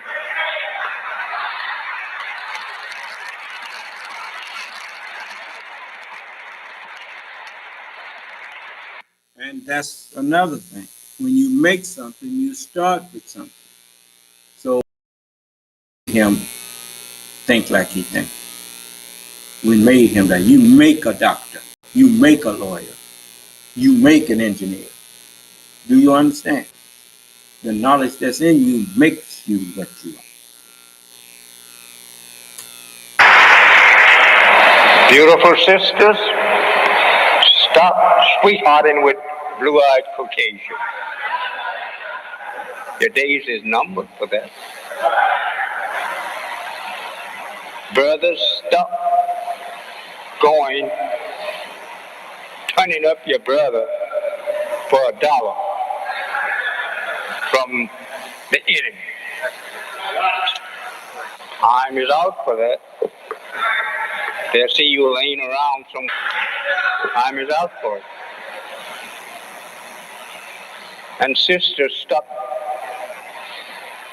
driving by in the cars with them over your brothers.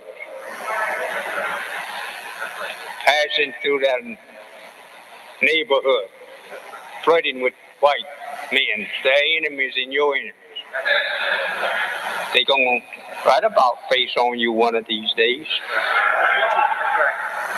Don't you feel ashamed of yourself? Sitting up in the car with the enemy of your people? Letting him take you in the bushes somewhere on a dead-end lot. That kind of work gonna stop someday. You may not feel so happy when you meet the gang who will be stopping it.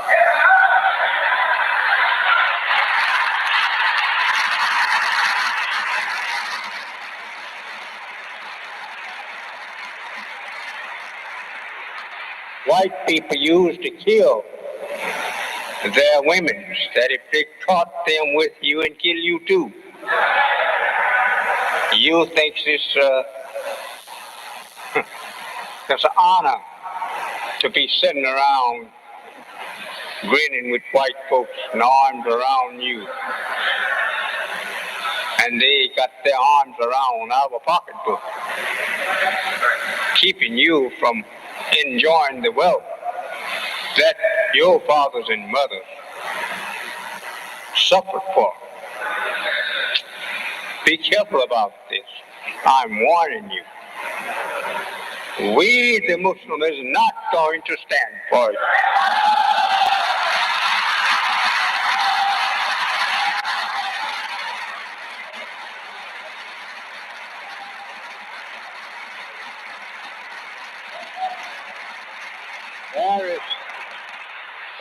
There's something that I want to say while it just I meant it my duty. You know, during slavery, the South had free labor. The North had labor they had to pay, which means that the North had to charge enough for their produce in order to pay their laborers and at the same time make a profit. The South didn't have to pay their laborers, and so they could undercut the market.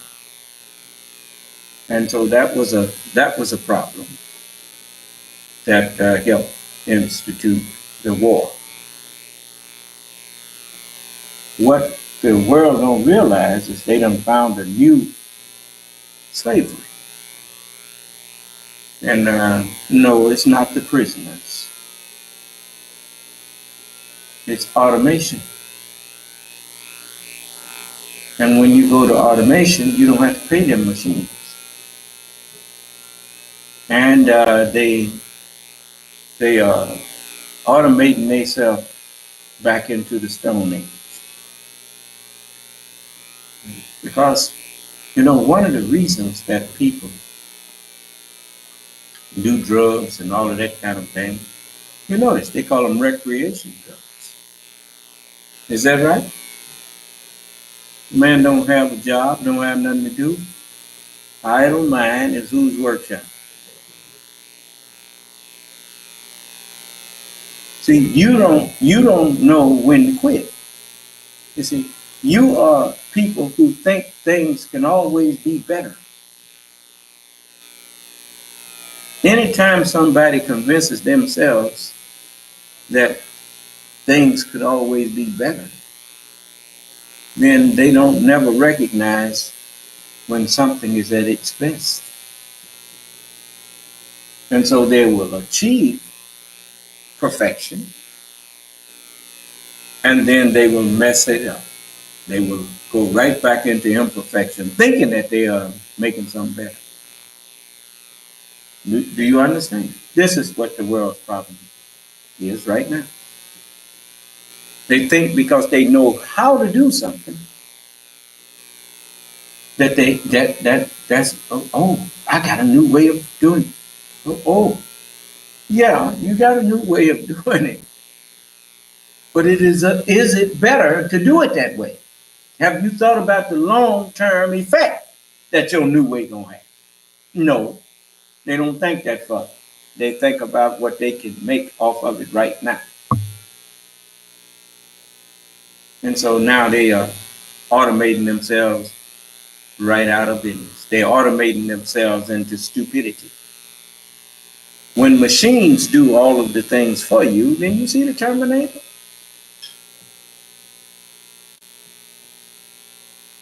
Well, the more you have, you got people that work at cash registers that can't add and subtract and multiply because they're depending on the machine to do it. If the machine breaks down, store owner, because he got people there, not in this machine that can't count. I'm just telling you, if you're not using your brain, you losing it. If you're not using your mind, you are losing your mind. Anything that you let sit and sit and sit, you can let a book, you can have the cleanest table, and it could be glass, wood, or whatever. Leave a book laying on there. Just leave it laying there. Leave it laying there for a week, a month, 6 months, a year. When you go to pick it up, it'll be stuck to that table.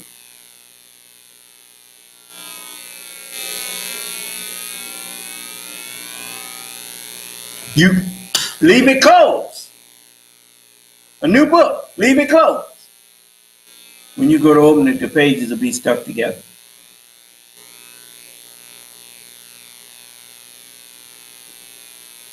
From lack of usage.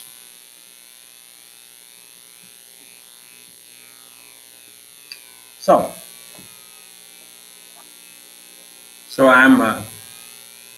I meant to tell y'all that all of these automated plants and all of these things, you think you're saving money, but you forgot the very principle behind Mr. Ford's assembly line. Hire the workers. You put a lot of people to work, and that means you can produce a lot of cars. And even the people that work there, you set the price where you can pay them enough so they can buy some of the cars they're making. And then you got it going on. You done put people to work. Now a man got something that makes him feel as a man's supposed to feel, like he can take care of his family. He can have a family, and he can feed them, and he can house them and clothe them. And with all of the plants all over, if you had stopped all of this automation stuff, you'd still have a great workforce throughout the nation. But no, you selfish booger. All you could think about is, if I didn't have to pay these people, I'd be making lots of money.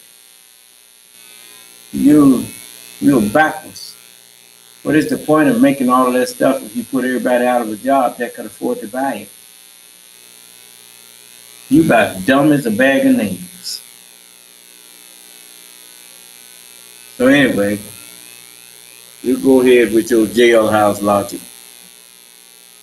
What do you know from a criminal mind other than jailhouse logic?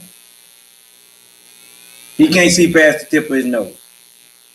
He lived in a society where he sees there's checks and balances. It's just like what made America one of the wealthiest nations on earth. I should say the wealthiest nation on earth was their ability to put their people to work to sustain not only their own country, but then the excess they could sell to others. Do you understand? Then you come in here with your automation, with your that's the new name for slavery. You ain't got to pay no machines. And then all these people, we don't need these factories here. We don't need it. You don't need people to work so they can have money? So they can buy your products?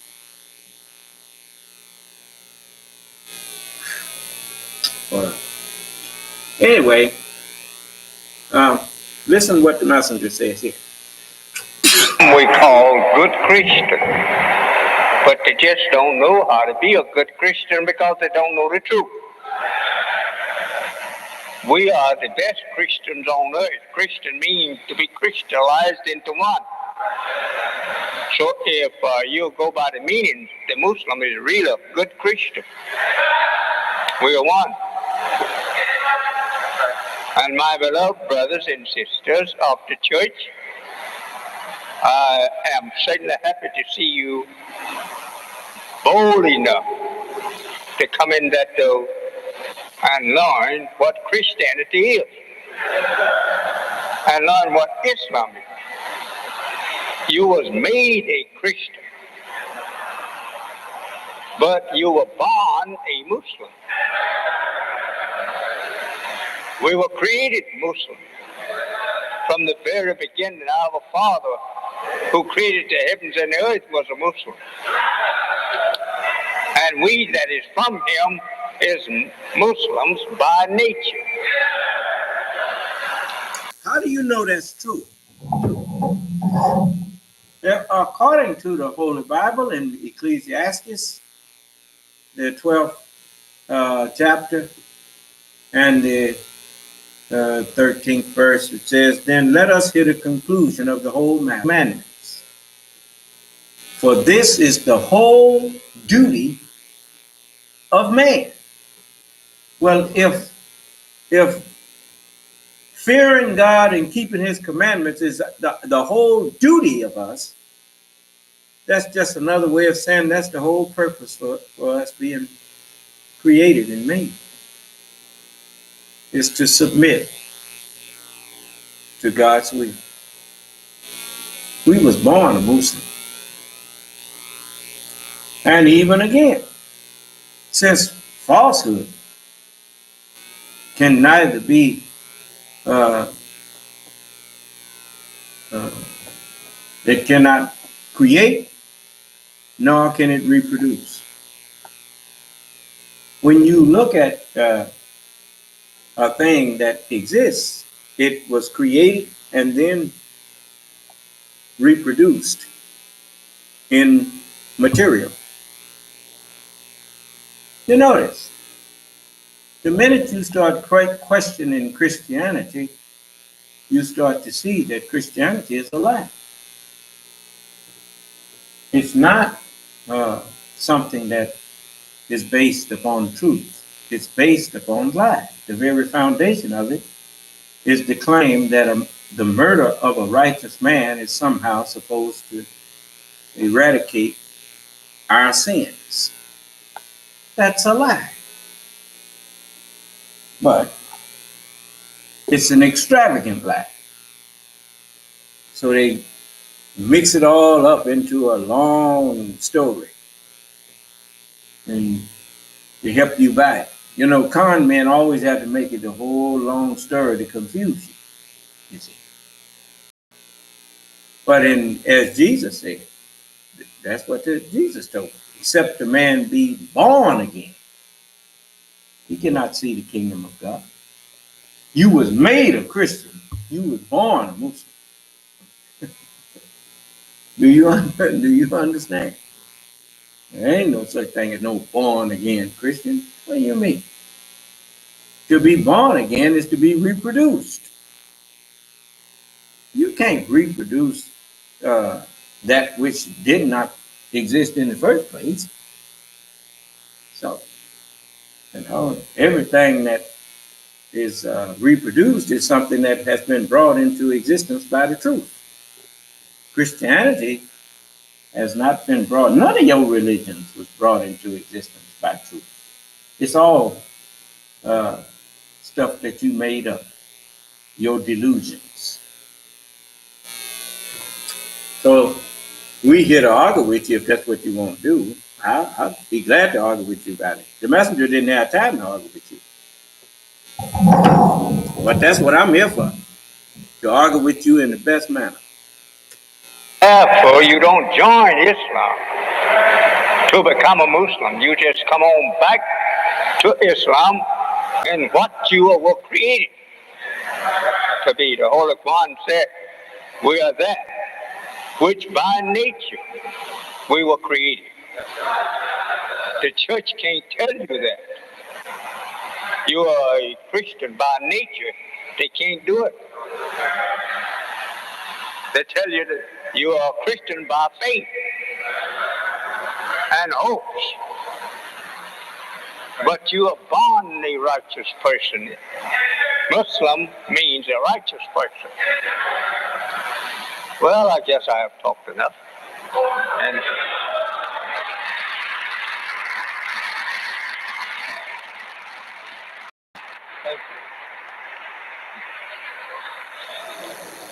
thank you.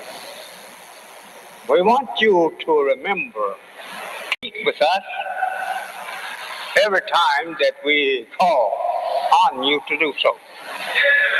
Whether you say you are not a Muslim or not, you just saying that through the undeveloped knowledge of self.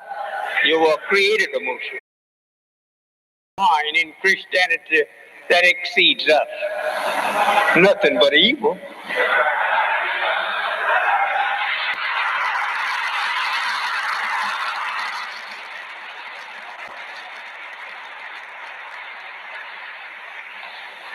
Some of you may not agree with that.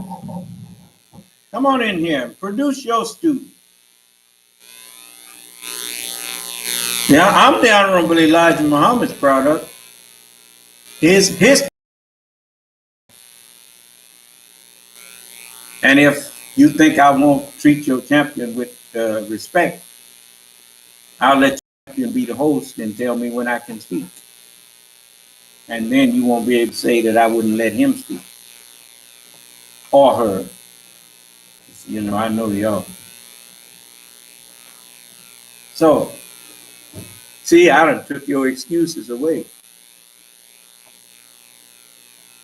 If you think that I won't give justice to your champion, you tell him to come on in and he can be the host.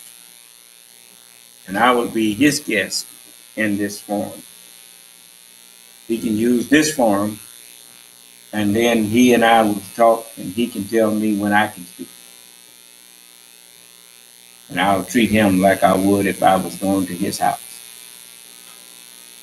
I'll talk when he let me, and I'll be quiet when he goes to speak.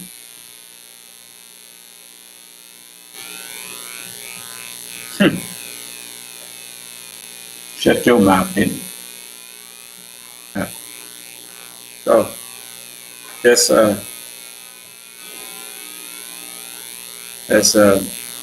let you hear the messenger tell you, and said it twice. So he's gonna tell you about me in a minute. Can't boast that you are an evil person from yourself. Your man that made you evil, Yaakov, he was one of us. You didn't have sense enough to build up a race of evil people. It was one of our people who taught you how to build one out of evil. And he did so. But he limits your time. After you have lived here for 6,000 years, your brother coming from the east, and he's going to eat you up. So I'm smacking on a few of them now.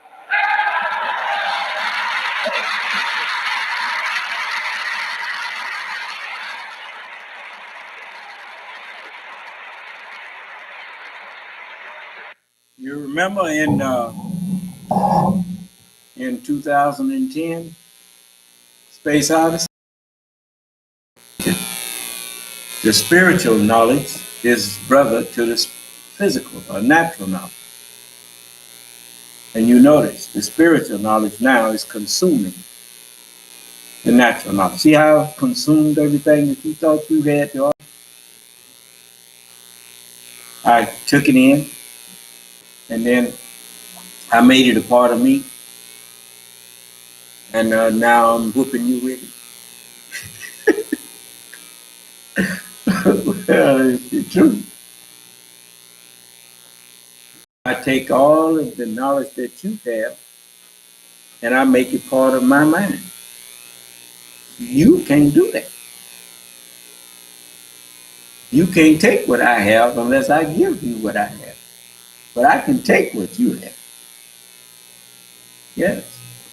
He taketh the kingdom from whom he pleases, and he gives it to whom he pleases. That's my the tribe that I am of is from that greater taker.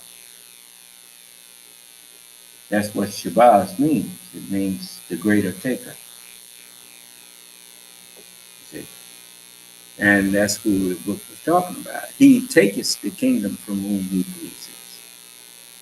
You can't, a lesser mind cannot take from a greater mind. But the greater can take it away from the lesser. I didn't hear you.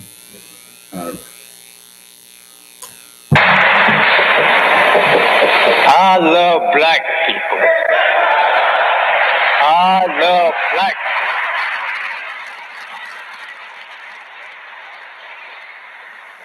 I work for black people. That's right. That's right. And we will intercept other than black people who that don't like us. We will. At the Iron Dome defense can intercept those missiles or rockets in midair. You notice, don't nobody want to talk about coming to you, teaching you religion now that I'm here, because I'm intercepting them. We will intercept those who decide that you bring them to me. You'll say, if you can get past the Son of Man, I'll listen to you. But first I want to listen to you talk to him. Because he say he the Lord. And you keep talking about the Lord is coming. So he may be the one you talking about, but I'm not going to know that until I see how you fare when you come in there with him. That's a legitimate request, isn't it? You know, it's like a doctor that tell you he's a neurosurgeon or whatnot. You tell him, well, come and go with me to this man out here. He says that he's a neurosurgeon, and can we somehow get a three-way call or something if you don't want to go out there? And he said, no, I don't want to. Well, why not? Somebody's lying to you. Huh? Especially if the other neurosurgeon tell you to get him on the line so I can ask him a few questions about it, because something you telling me just don't make sense to me. And I need to talk to him. Well, he don't want to talk to you. He don't want to talk to him? And you going back to him? Well, okay, you go ahead, if that's what you want to do. But his refusal to talk to someone who can talk back tells you that man ain't what he claiming to be. Huh? I told you already that ain't none of them been sent by God. Allah didn't send none of these people. These preachers and stuff, they decided that they want to be a preacher. They decided to go to the white man's school and get a degree or a diploma to come out and call themselves teaching you the word of God. How in the world the devil gonna teach you how to understand God? Okay, but listen. If you don't want to come and out, talk us, and that which you know is good, to try to win with of your evil, come on over. We will always have a place for you to argue if you want to argue. But I advise you to know what you're going to argue about, and if it's not nothing, we don't want to begin. You heard him, didn't you? Do we got a place now for him to come on? He told them, we will always have a place for emotionalism, because you're going to make yourself look like a fool.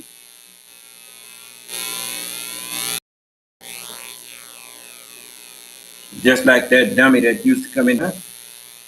He thought he going to get a rise out of me by calling me nigga. All he did was show the world how big a fool he is. And intelligent white people were so embarrassed. Man in front of the whole world showing how they really act over here in this country. Now they got a president that removing all doubt that that's how it is. Huh? Now they see what we've been putting up with.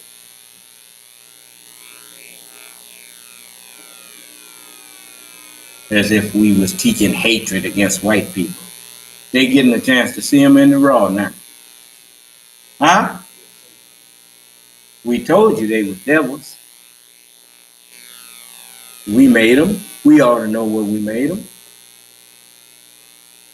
So now I'm here to remake them if they let me.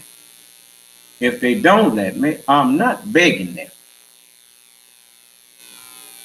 Now, if you want to stay evil, you stay that way.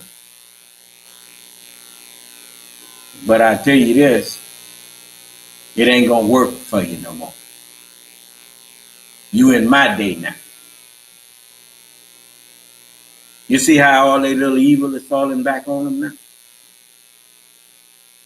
They used to run game and you wouldn't even know it was being ran on. Can't do it no more. No. It's all seen. Allah will make you tell it. Yes. Now, who's sitting up out there think they got some questions for me? This is your chance. It don't have to be on nothing I done said. I ain't really pulled up no subject tonight. So just whatever you want to ask, come on in here. You always come out here. You won't let nobody ask no question. I do let you ask questions. I just won't let you. May wa alaikum salam. I was just thinking about a scripture, and I wanted to get some understanding on it. Since you were talking about the Christian, they adopted this thing or annexed it or whatever. On what? Isaiah 53, 4 and 5. You say the Christians adopted what? They annexed it, and they try to say that it's about Jesus or whatever, but it is about the Savior, but it ain't about Jesus of 2,000 years ago. I assume that, but I wanted to get. As it says, surely he hath borne our griefs and carried our sorrows. In all of the affliction of the messengers of God and all of the afflictions of the slaves of America. Everything you was afflicted with, I've been afflicted with. All of the things you grieved about, I've grieved about. And I've grieved about things that none of y'all have grieved about because you didn't understand the prophets, but I understood them. So I could share their grief. And that's what that's talking about. You know, you can't grieve over something when you don't understand it. You know, so I understand all of what they suffered, the messengers of God, and I know their sorrows. I know their griefs. As it says, surely he hath borne our griefs and carried our sorrows. Yet we did esteem him stricken, smitten of God, and afflicted. And it says, but he was wounded for our transgressions. Just like people was told. You was all told, don't try to judge me. Because you see me afflicted. But that's the only way I could help you is to jump in here with you. And be willing to take what you've been taking until I could reach you. Everybody know, at least not everybody, but some of these brothers know how much I done took off of y'all since I've been teaching. You know, so it says he was wounded for our transgressions. He was bruised for our iniquities. The chastisement of our peace was upon him, and with his stripes we are healed. That is because all of the things that I experience and suffer, I overcome. And then I help you overcome. Experience is the best teacher. That's what they tell you. All we like sheep have gone astray. We have turned everyone to his own understanding, to his own way. And the Lord hath laid on him the iniquity of us all. Son of man, when I say to the wicked, he shall perish in his iniquity, and thou failest to warn him, he shall die in his iniquity, but his blood I'm going to hold you responsible. He hath laid upon me the iniquity of us all. That's right. And that's he holding me responsible for everybody. Until I tell you, till I want you. See, so I'm one. So this is the day and time that this is all being fulfilled. So I've even had people that supposed to have been on my side manifest, like this one brother.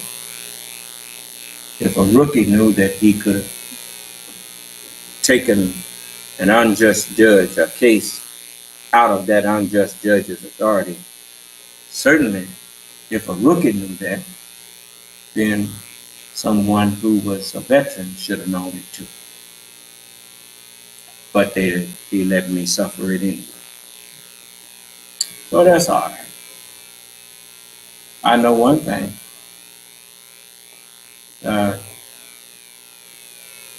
I'm past that stage now. You want to come and do unjust things to me while you planning it. Them 7 angels gonna get you. Yeah. That'll fix you. So, any more questions? I could name names, but I'm not interested in that because I don't really hold it against you because I know you're crazy. When you know somebody ain't got no sense, and you know they ain't got good sense, you can't hold things against them because you know they ain't got no good sense. You understand? Okay. So, where's all them people that always, some of y'all left me and then want to come back and ask me questions. This is your chance. What did you want to ask me?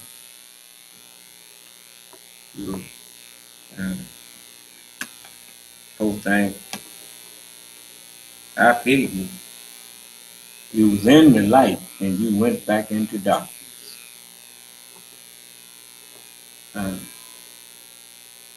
But I'm not teaching so that I can harm you. I'm teaching so I can save as many as I can. So, whatever you think you need to know to help you to understand that you made a mistake, you come on and ask your question. And I'll see if I can help you recover.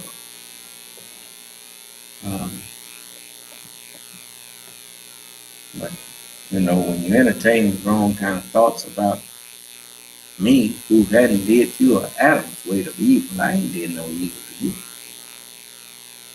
Did nothing but work for you all your life. All since you've known me, you've seen me working, trying to provide things for you and others like you. And you turn on me for what?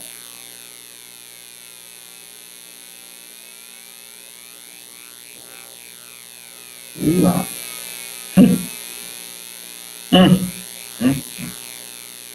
Show me something in the word of Allah that condemns me. This is your chance. Since you say I'm wrong, show me where Allah's word tells you that I'm wrong. I can show you where Allah asked you a question.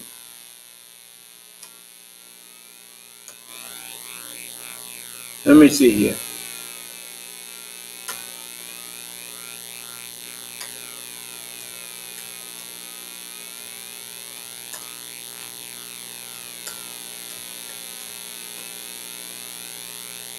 This is over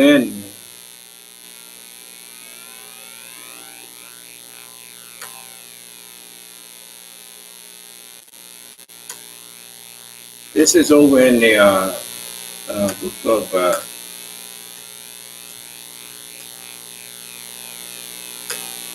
let me find it.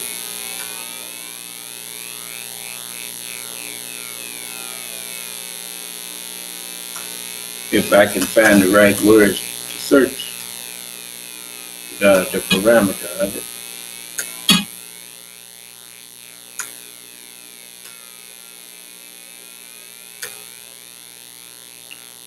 Because I have to go the long way.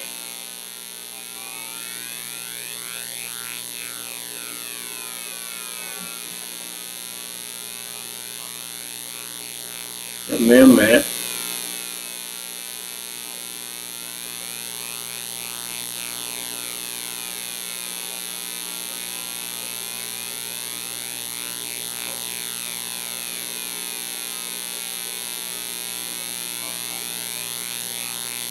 I like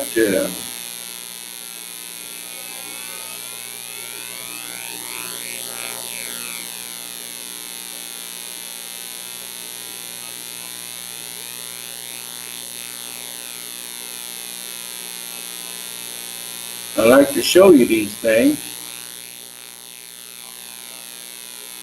so that you don't later on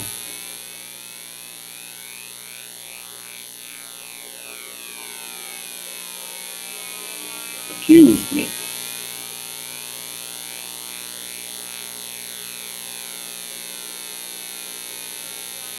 This is in Romans, the 8th chapter. So you turn to it and learn something. In the 8th chapter of Romans, and we're going to start at the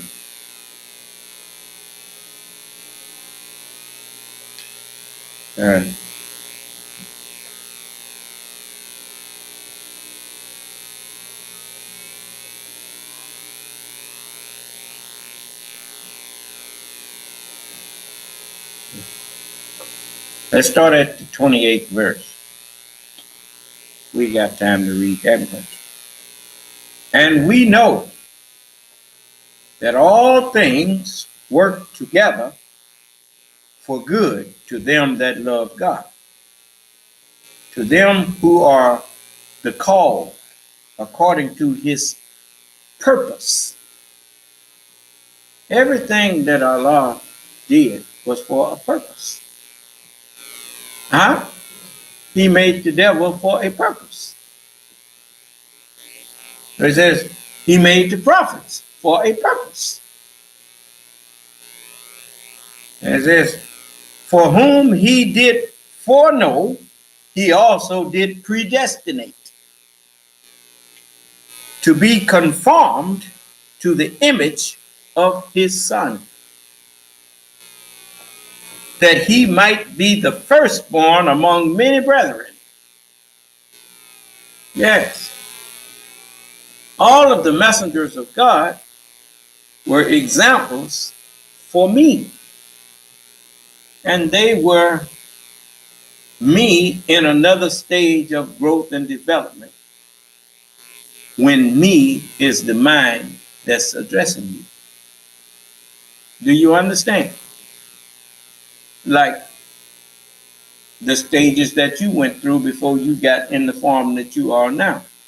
You were a clot, then you were a lump, then you were a fetus, then you were a baby, and then you had to come out of that womb and complete your growth in a bigger womb. until you are what you are now. Well, there's the prophet, the Apostle Paul, he said this. He said, and now we prophesy or teach in part. Huh?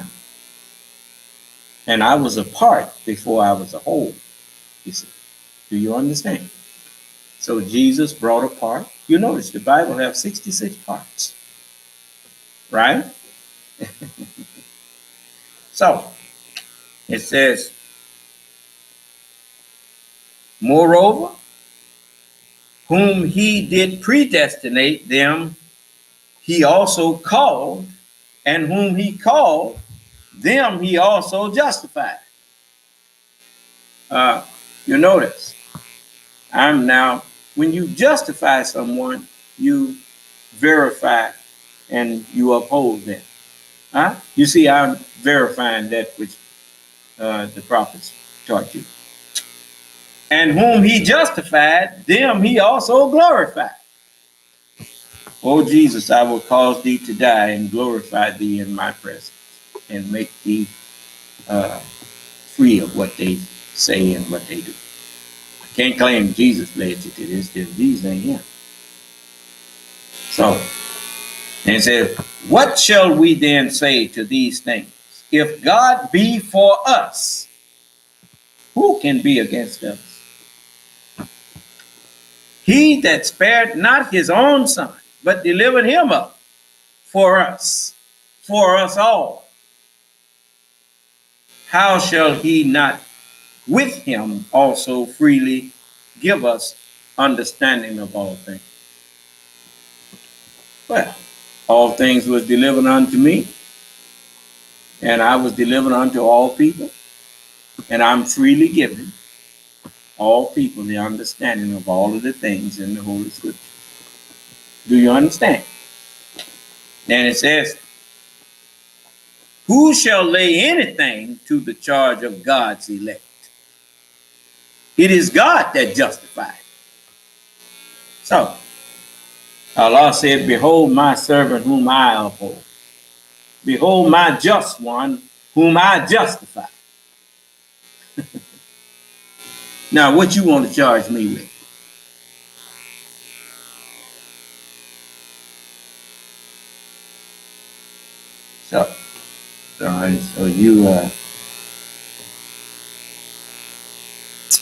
So you all ain't got no condemnation for me. Next verse says, who is he that condemneth? It is Christ that died. And they was cut off for their parts. Every part, as Paul said, we prophesy in part. And they loved not their lives unto the death. Allah protected them until they delivered his message.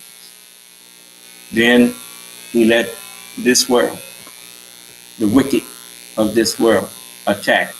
Some of them killed some of them, and others they put in prison and did all kind of hateful things to them. But it was the word that they came to deliver and suffer from. It says they were slain for the testimony that they had. That's in the book of Revelation.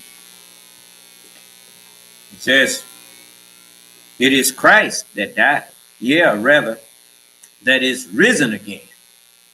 Why? Because the dead in Christ, when the Lord himself comes, the dead in Christ is being raised first. They are risen again in me. And it says, who is even at the right hand of God? That's right. They're on my brain. Sitting on my brain, which is the right hand member of everybody's body. Take away the brain and you ain't nothing but a shell.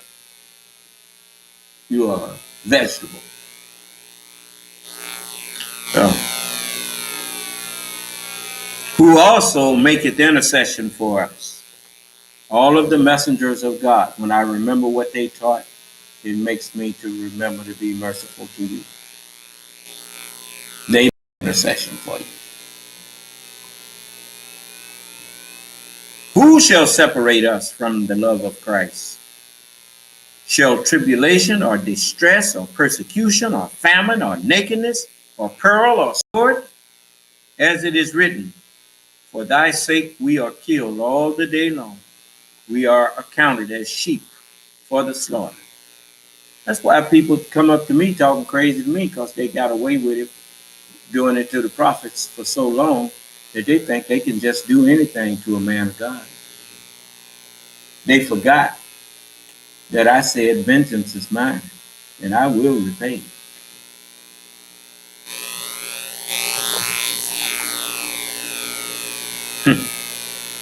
So you did it to them, so you think that you can do it to their Lord. And they asked me, Lord, how long you not going to avenge us on these people?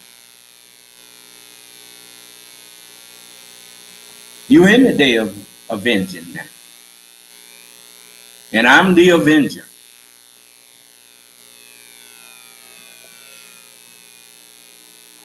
Just wait. Says, nay, in all these things we are more than conquerors. The white man went forth conquering and to conquer. But the messengers of God and the Lord himself, we are more than conquerors. We are greater.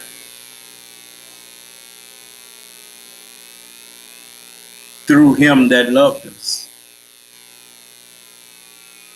You see, I done shut the conqueror's mouth.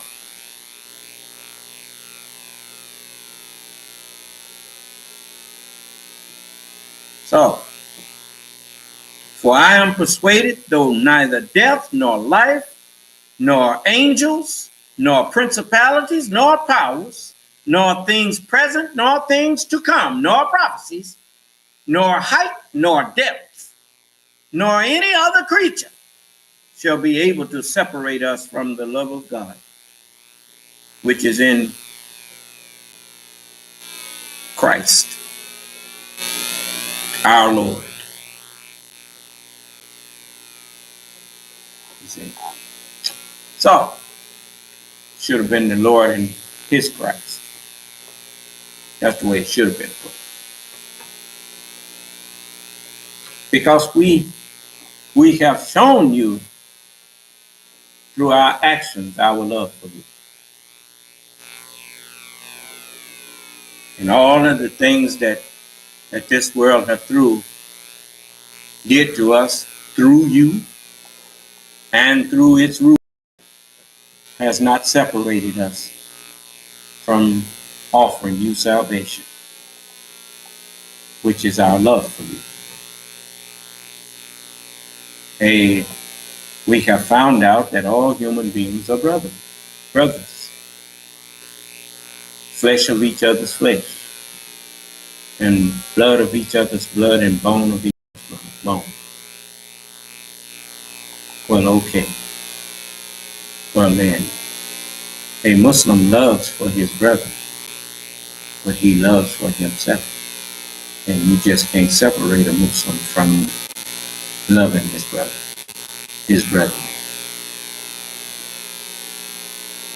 I can hate evil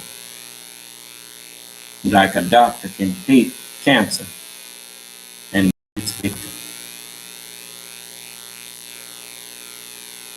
Because he knows that there's a difference. I hate evil.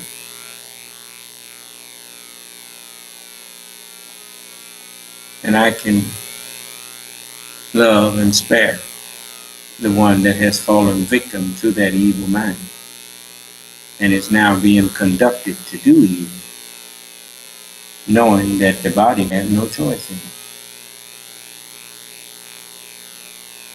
So I hope that you will repent before it is too late. For it is written, thou hast hated evil and loved goodness. That's talking about me. you better go on and repent while you got a chance. Because the time gonna run out on you. Mercy don't run out, but everything has a time and a season. That's to make sure you don't take it missing. It's thou hast loved righteousness and hated iniquity. That's the 9th verse of the 1st chapter of Hebrews. It's talking about me.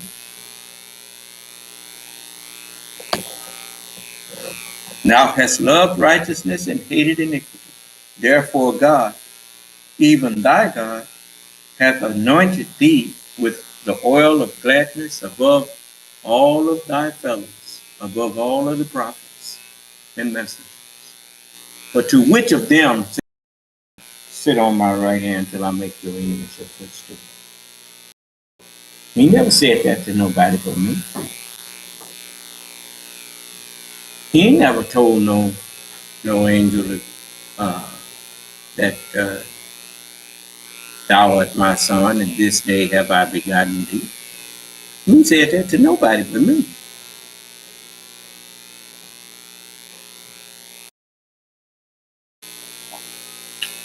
So see, when I give them the opportunity, that claim they got so many questions for me.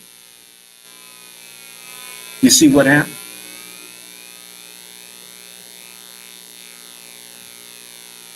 They don't want to come in here claiming that somebody won't. They're just too.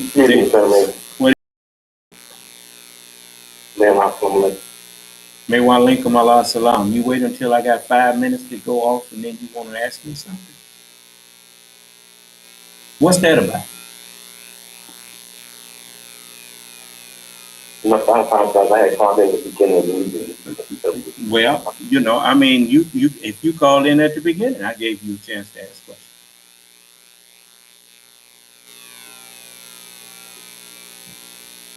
What did you want to ask me?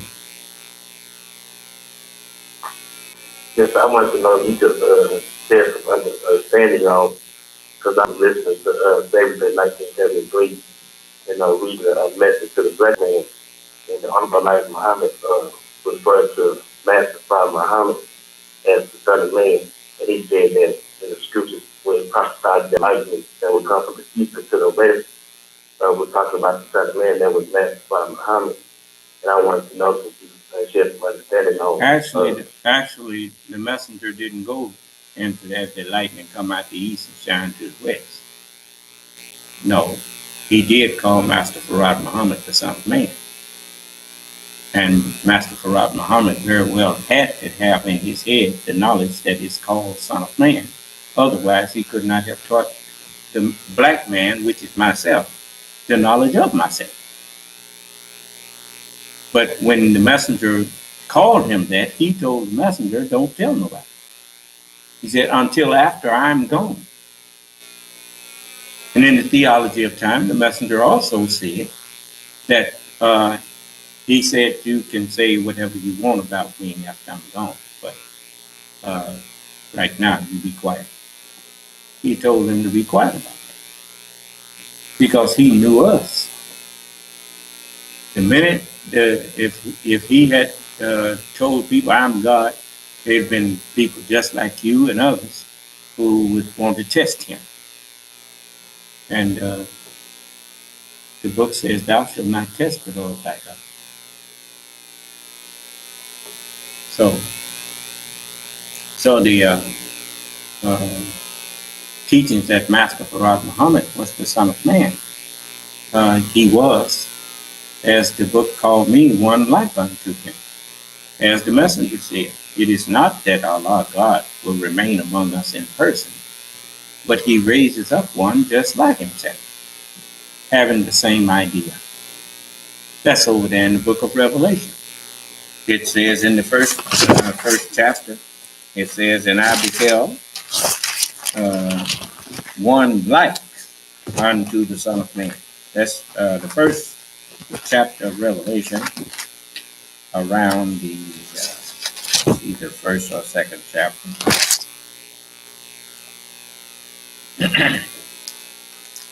Yes, it's the first chapter. And I'm going to start at the 10th verse. It says, I was in the Spirit on the Lord's day, and heard behind me a great voice as of a trumpet, saying, I am Alpha and Omega.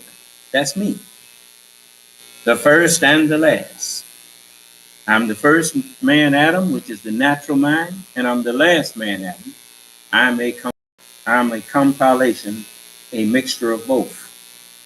The mind that's in me is both spiritual and natural. It says, and what thou seest, write it in a book, and send it unto the 7 continents. That's what the 7 churches are, which are in Asia, unto Ephesus, and unto Smyrna, and unto Pergamos, and unto Thyatira, and unto Sardis, and unto Philadelphia, and unto Laodicea. And I turned to see the voice that spake with me, and being turned, I saw 7 golden candlesticks. That's the 7 continents, the mountains that we call continents, that's got valleys full of water between them. It says, you call them oceans. And it says, and in the midst of the 7 candlesticks, I saw one like unto the Son of Man. And that's me. As Master Farad Muhammad, he was physically the product of a black father and a white mother. I am spiritually the same. I had a white mother, America, and a black father, the prophets. The truth came from the black man. He was the first one with the truth. And we was the only created people on the earth, and we are the only created people on the earth. Everybody else was made from our life journey. They are Semitic people. We are not Semitic people. We are created people. We came out of the earth. We didn't come out of another people's semen. And so I'm the one that's like Master Farad Muhammad. As he said, one of us would be the one to say be. As the messenger said that in the Theology of Time. I'll play that right quick. That one of you will say be, and we will have something different, he said. That our word is to become be. The Bible teaches you. You will see God as He is in the person and the judgment. If you will deny it and say that you will not believe in no man for no God, I will tell you to produce me then about other than man.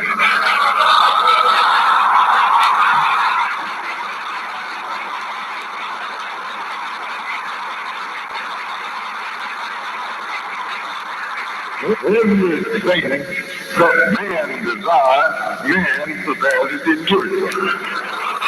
This microphone here was not prepared by no student. It was prepared by man. And so show me anything that was not prepared by man as I'm coming from the sky. I'm telling you what the stars is and how they were made and what they were made from. And I come to the sun, and I tell you what the sun is and what it was made from. And I come to the moon and tell you what the moon is made out of, and why it's there called the moon, and why has not it been replaced and was taken away from a certain place. It's come to serve its purpose. To raise you and I up, brothers and sisters, to rule the whole universe and the hereafter, and our way to come be over the creation of the first God who said be. And there it is. our words must be that now. It must come to pass that one of you, tomorrow or tomorrow, will say the same.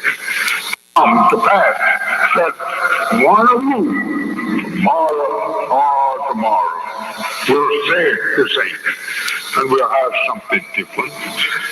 So it may be 100 that one of you, tomorrow or It's called the New Nation of Islam.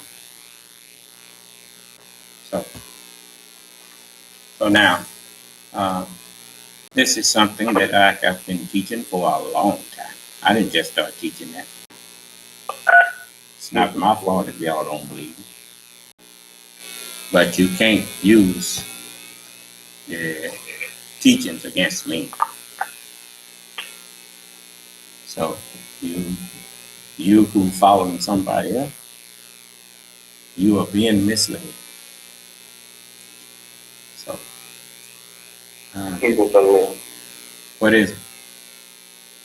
On page 10, the message to the black man, the Honorable Elijah Muhammad did explain who that son of man was talking about when he said, "Where's life, not to the rest."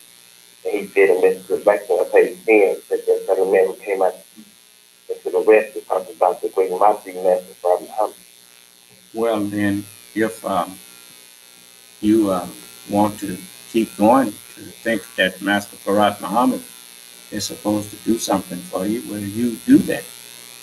What I'm curious as to what you do when you come to the part where Master Farad Muhammad told the messenger he didn't need him anymore.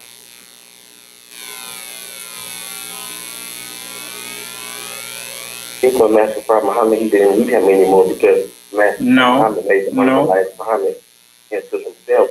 No, the messenger. When the Honorable Elijah Muhammad said that he's not going to allow God to save mother of the person, that he raised up one just like himself, having the same idea.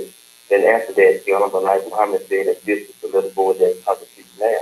No, the Honorable Elijah Muhammad didn't say that then. No, when the messenger said that you mixing it up and you adding something that what he said. He said this when he said this is the little boy that's talking to you now. He was talking when he said ain't nobody. The truth is going to be made so plain to you that you won't be able to say that there's a cloud between you and it. He said, this is the little boy that's talking to you now. Then he said, ain't nobody coming behind me but God. I better tell you that. So he put something together that didn't go together. When he said, Master Farad Muhammad's teachings, he said he raises up one just like himself. That's why the messenger said, this teaching will rise a powerful son of truth. His teaching is what raised me up. See, but you all, you want to be teaching somebody. And that's why you don't accept me, because you want to be in charge of something. And the messenger told you wasn't nobody coming behind him but God. And that's me. So, now if the messenger was this, the Honorable Elijah Muhammad referred to himself as the Christ. The messenger never called himself the Christ in that the book was talking about that was supposed to come at the end of the world. But if you know what the term Christ means, then he was the Christ, because he was the anointed of God while he was teaching. All of the messengers of God were the Christ. And Christ collectively is referring to them all. When you say the Christ, then you are talking about one in particular. You see. So all of you who think that you know something besides me, all you are doing is deceiving yourself. So,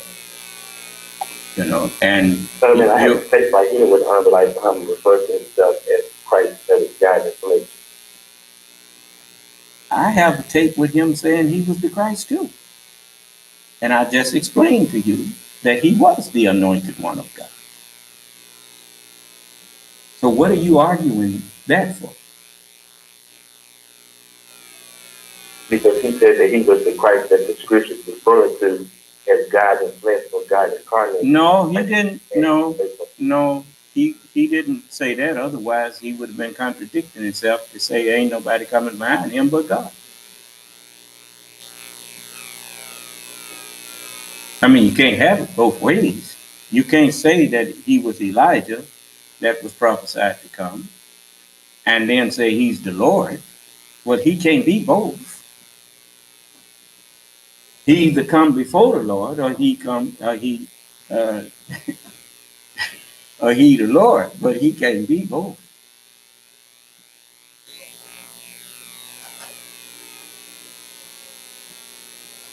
I mean, I'm pretty fast, but I can't get here before I get here.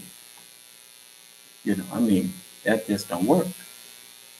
You see, all of you who out here call yourself teaching people, you are misteaching people. And the first one you misteaching is yourself. You know, it's just like I could ask you one question and shut you down. And that is, are you the Son of Man? Are you the Spirit of truth? No. Well, then why are you trying to teach somebody? So I'm not trying to teach you, I'm asking questions. Well, no, you're not asking questions. You're trying to teach. No, you're not. You're not asking questions. You are trying to teach. And you're not really paying attention to the answer that I give. Otherwise, you wouldn't keep on trying to put the same thing in a different way. Now you're going to try to make the Honorable Elijah Muhammad God. When the Honorable Elijah Muhammad said, ain't nobody coming behind me but God.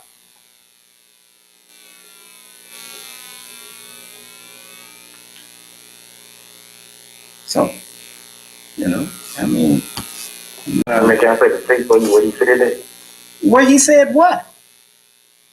When he said that he was the Christ, that he was the Christ. You don't have to play that tape for me. I already know he was having table talk, and he told his some of the followers that he was the Christ. Yes, he did. He also said that I'm designed by Allah to help push you in hell who reject the Son of Man. I just told you that he was the anointed one of God. That's what the Christ means. It means the anointed.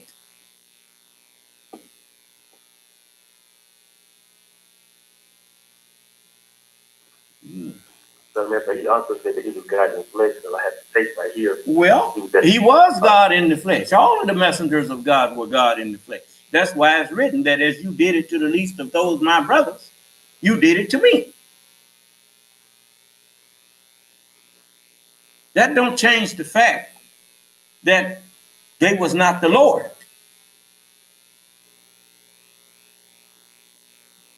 I am the Lord of lords, and I'm the King of kings, and I am the God of gods.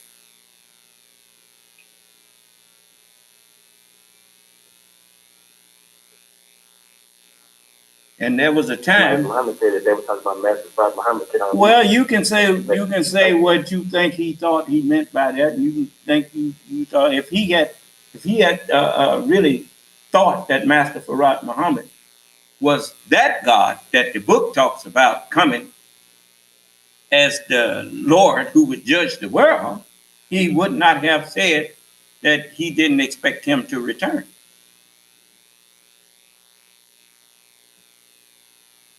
He said that he didn't expect him to return like that. No, he said, I don't expect him to return. Period. There's no need for him to return. In the theology of time, when Honorable Elijah Muhammad said that who would judge the Son of Man, both Bible and Quran, and then listen to it, he later said that Son of Man was Master Prophet Muhammad, who taught him all that he knows. Well, like I said, like I said, there was a time when you would have known better than what you say. But you walked out of the truth. There ain't nothing left for you but a lie, and it's impossible to renew you again. May I play the tape for you what he said? I don't need you to play no tape. I'm the one been playing all the tapes. Why don't you tell Minister Farrakhan to play some of them tapes like I'm doing? And he has played stuff, Lord. No, he haven't. No, he has not. They selling them. But he don't find no tapes on there where the messenger bearing him witness. Other than the one where the messenger said, everywhere you see him, look at him, and everywhere you hear him, listen to him, because the messenger cleared that up. He said, I'm not that fellow who just wants to be seen and heard. But he knew someone who did want to be that. You see? So. Certainly, the Honorable Minister Louis Farrakhan played the tape for the Honorable Lifetime saying that he had rejoiced in his heart because Minister Farrakhan was one that the world can't touch. And he played the tape, and I had the tape right here where he told the minister that. Well, then why are you over here? I got a question for you. If Minister Farrakhan is the one you are following, did he send you over here? No, sir. What are you doing over here? So I'm asking you questions for understanding because you should be asking your teacher. You should be asking your teacher for understanding because you've already said you don't believe in me. So I know you're not seeking understanding from someone that you don't believe in. Why did you tell that lie? Because you're not even letting me read the lesson. No, I don't need you to read nothing to me. I don't need you to read nothing to me from Message to the Black Man or nothing else. I'm not interested in nothing you got to share with me. You don't forget. I'm the one that's been knowing you before you knew yourself. I named you, boy.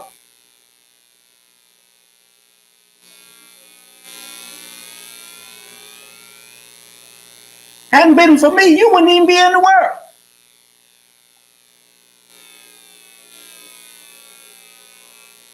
Yes, sir, you're right. I appreciate everything. No, you do not.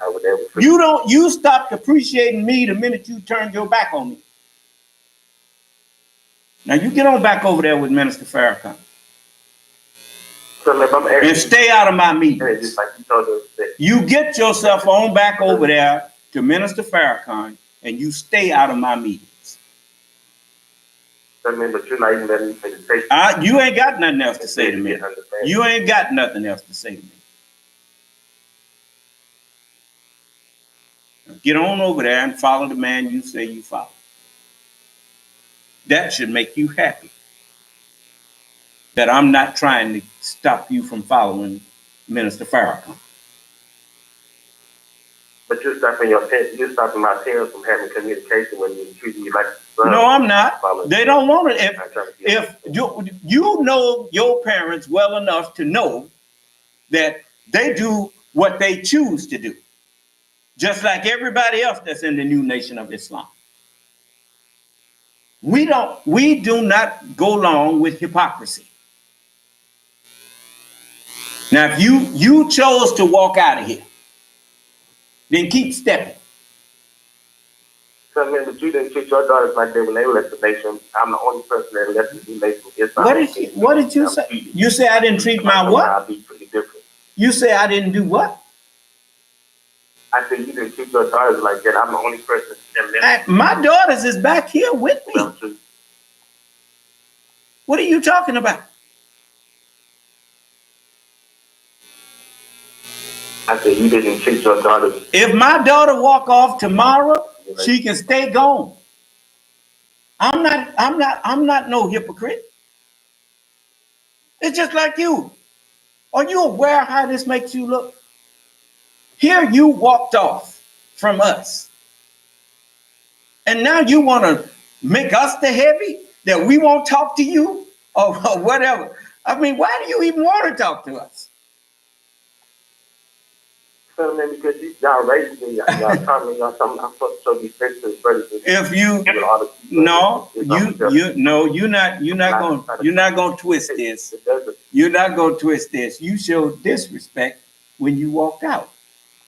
We took care of you. We educated you, and then you took that education and you turned against us. So now you go on and live your life. and we'll live out. I'm not against The Holy Quran says it. this. The Holy Quran says, "O disbeliever, I serve not that which you serve, nor do you serve him whom I serve. Nor shall I serve that which you serve, nor do you serve him whom I serve.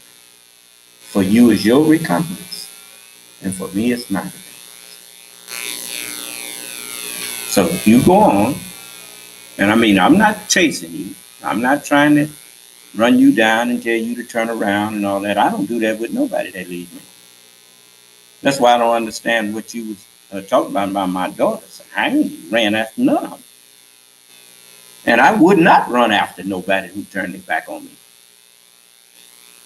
Son, but you treated your daughters differently when they were at the nation than you treated the rest of us. I still don't know what you're talking about. Son, when you I ain't got no children. I ain't got no children that's done walked out of here. That's my personal children. If they do, I don't chase them. It's just like when I see you, I show you respect. I ain't never disrespected you or nobody else that wouldn't follow me. But if you think that I'm supposed to somehow treat you like you a believer with me, no, you're not a believer. So now you go on with the one that you believe in. And if you found your place with Minister Farrakhan and you happy over there, I'm happy with you out over there. Son, but you have a big misunderstanding about the Honorable Minister Farrakhan. They're doing a lot of stuff in rebuilding the Honorable Life Honorable work. They have schools. They have. Well, let them. Well, then, what are you? Wait a minute. Do you hear yourself? And they do all these positive things. Do you hear yourself? You say they have. We have. Well, then say we. And then go on over there with them we that you with. Remember why we share this criticize our differences and come together in unity if we all say No, sir. I'm supposed to put aside truth to get with falsehood?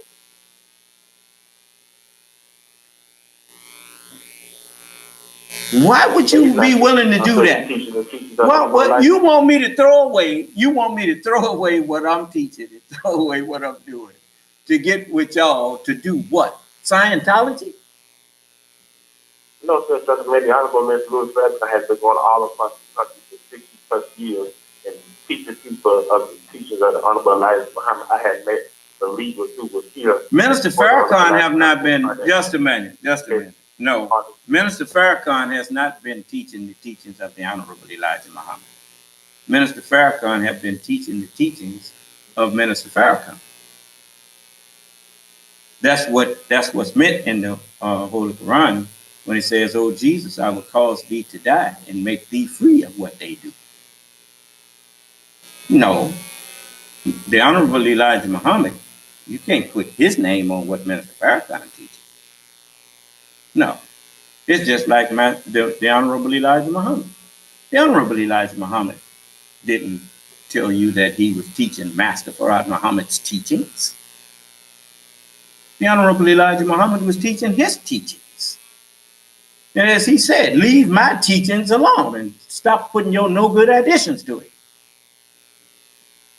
And he didn't call us Master Farad Muhammad's followers either. The Honorable Elijah Muhammad didn't call us Master Farad Muhammad's followers. He called us his followers. He was a truthful man. He wasn't like y'all. You try to pretend that you following the messenger. He gave me a lesson on y'all. He said, why did we take Jerusalem from the devil? Because one of our righteous brothers by the name of, who was a prophet by the name of Jesus, was buried there, and they used his name to shield their dirty religion. You can't put the messenger's name on the stuff y'all doing. The messenger, to say that you are carrying on the messenger's work is to say that the messenger didn't complete his work. Allah ain't never sent a messenger and the man didn't complete what Allah gave him to do. But anyway, like I said, I'm through with this conversation. I done gave you more time. I done gave you more time than you deserve. Now, if you are truthful, then you go on back over there to your leader and follow him. But if I'm being taught the wrong way, I'm asking you. Good night. You're not letting Good night. These people gotta go. No, sir. No. You know, now here you gonna come in here and try to teach me about the Honorable Elijah Muhammad. I'm not trying to teach. I'm asking you. Yes, you are. And that's enough. That's enough. Contradicting what you say. Well then, if you think the Honorable Elijah Muhammad contradicts me, then you ought to get away from me. Especially when I told you I'm not interested in nothing you got to share with me. So you gonna force it on me now? So are you saying that you don't want to hear what the Honorable Elijah Muhammad? I don't want to hear nothing that you got to regurgitate to me from the Honorable Elijah Muhammad. No, I do not. I'm not trying to regurgitate. I just want to play the tape. Well, like I said, I don't need you to play nothing for me. You go over there and you play it to whoever was ready to listen to it. But I'm not one of them people. I didn't come to be ministered to or to hear tapes played to me by somebody who I used to teach and who I brought into the world. Now you get on back over there with your people that you have said you with, and be with them, and leave me and my followers alone. You know what the messenger said about what you're doing? He said, the minute we find out that you don't like us, we leave you alone. We leave you go. How come you can't leave us alone? I love all of y'all. And I don't have a problem with okay, you love us. Okay, all right. All right. Well then you just go on. You know, all y'all with your love talk, you just go on. And I'm gonna tell you like this. I love you too. And but I ain't gonna follow you. And I ain't finna listen to you for yourself correcting me. So you go on. And I appreciate the fact. Now I want to show you how hypocrites are. Now, the Holy Quran says that there's no compulsion in religion. Doesn't it? Now, I just told you that I don't want what you trying to offer me. Why you don't go on and leave me alone? Yes, sir. Okay. Good night. May Allah bless you. May one alaikum Allah salam. You know, now this is the kind of thing that I tell you about. Now here, these people claim to be following somebody else. What are they doing in my class? So, may Allah bless us all and keep us safe and in our right minds. May Allah, assalamu alaikum. This session is no longer being recorded.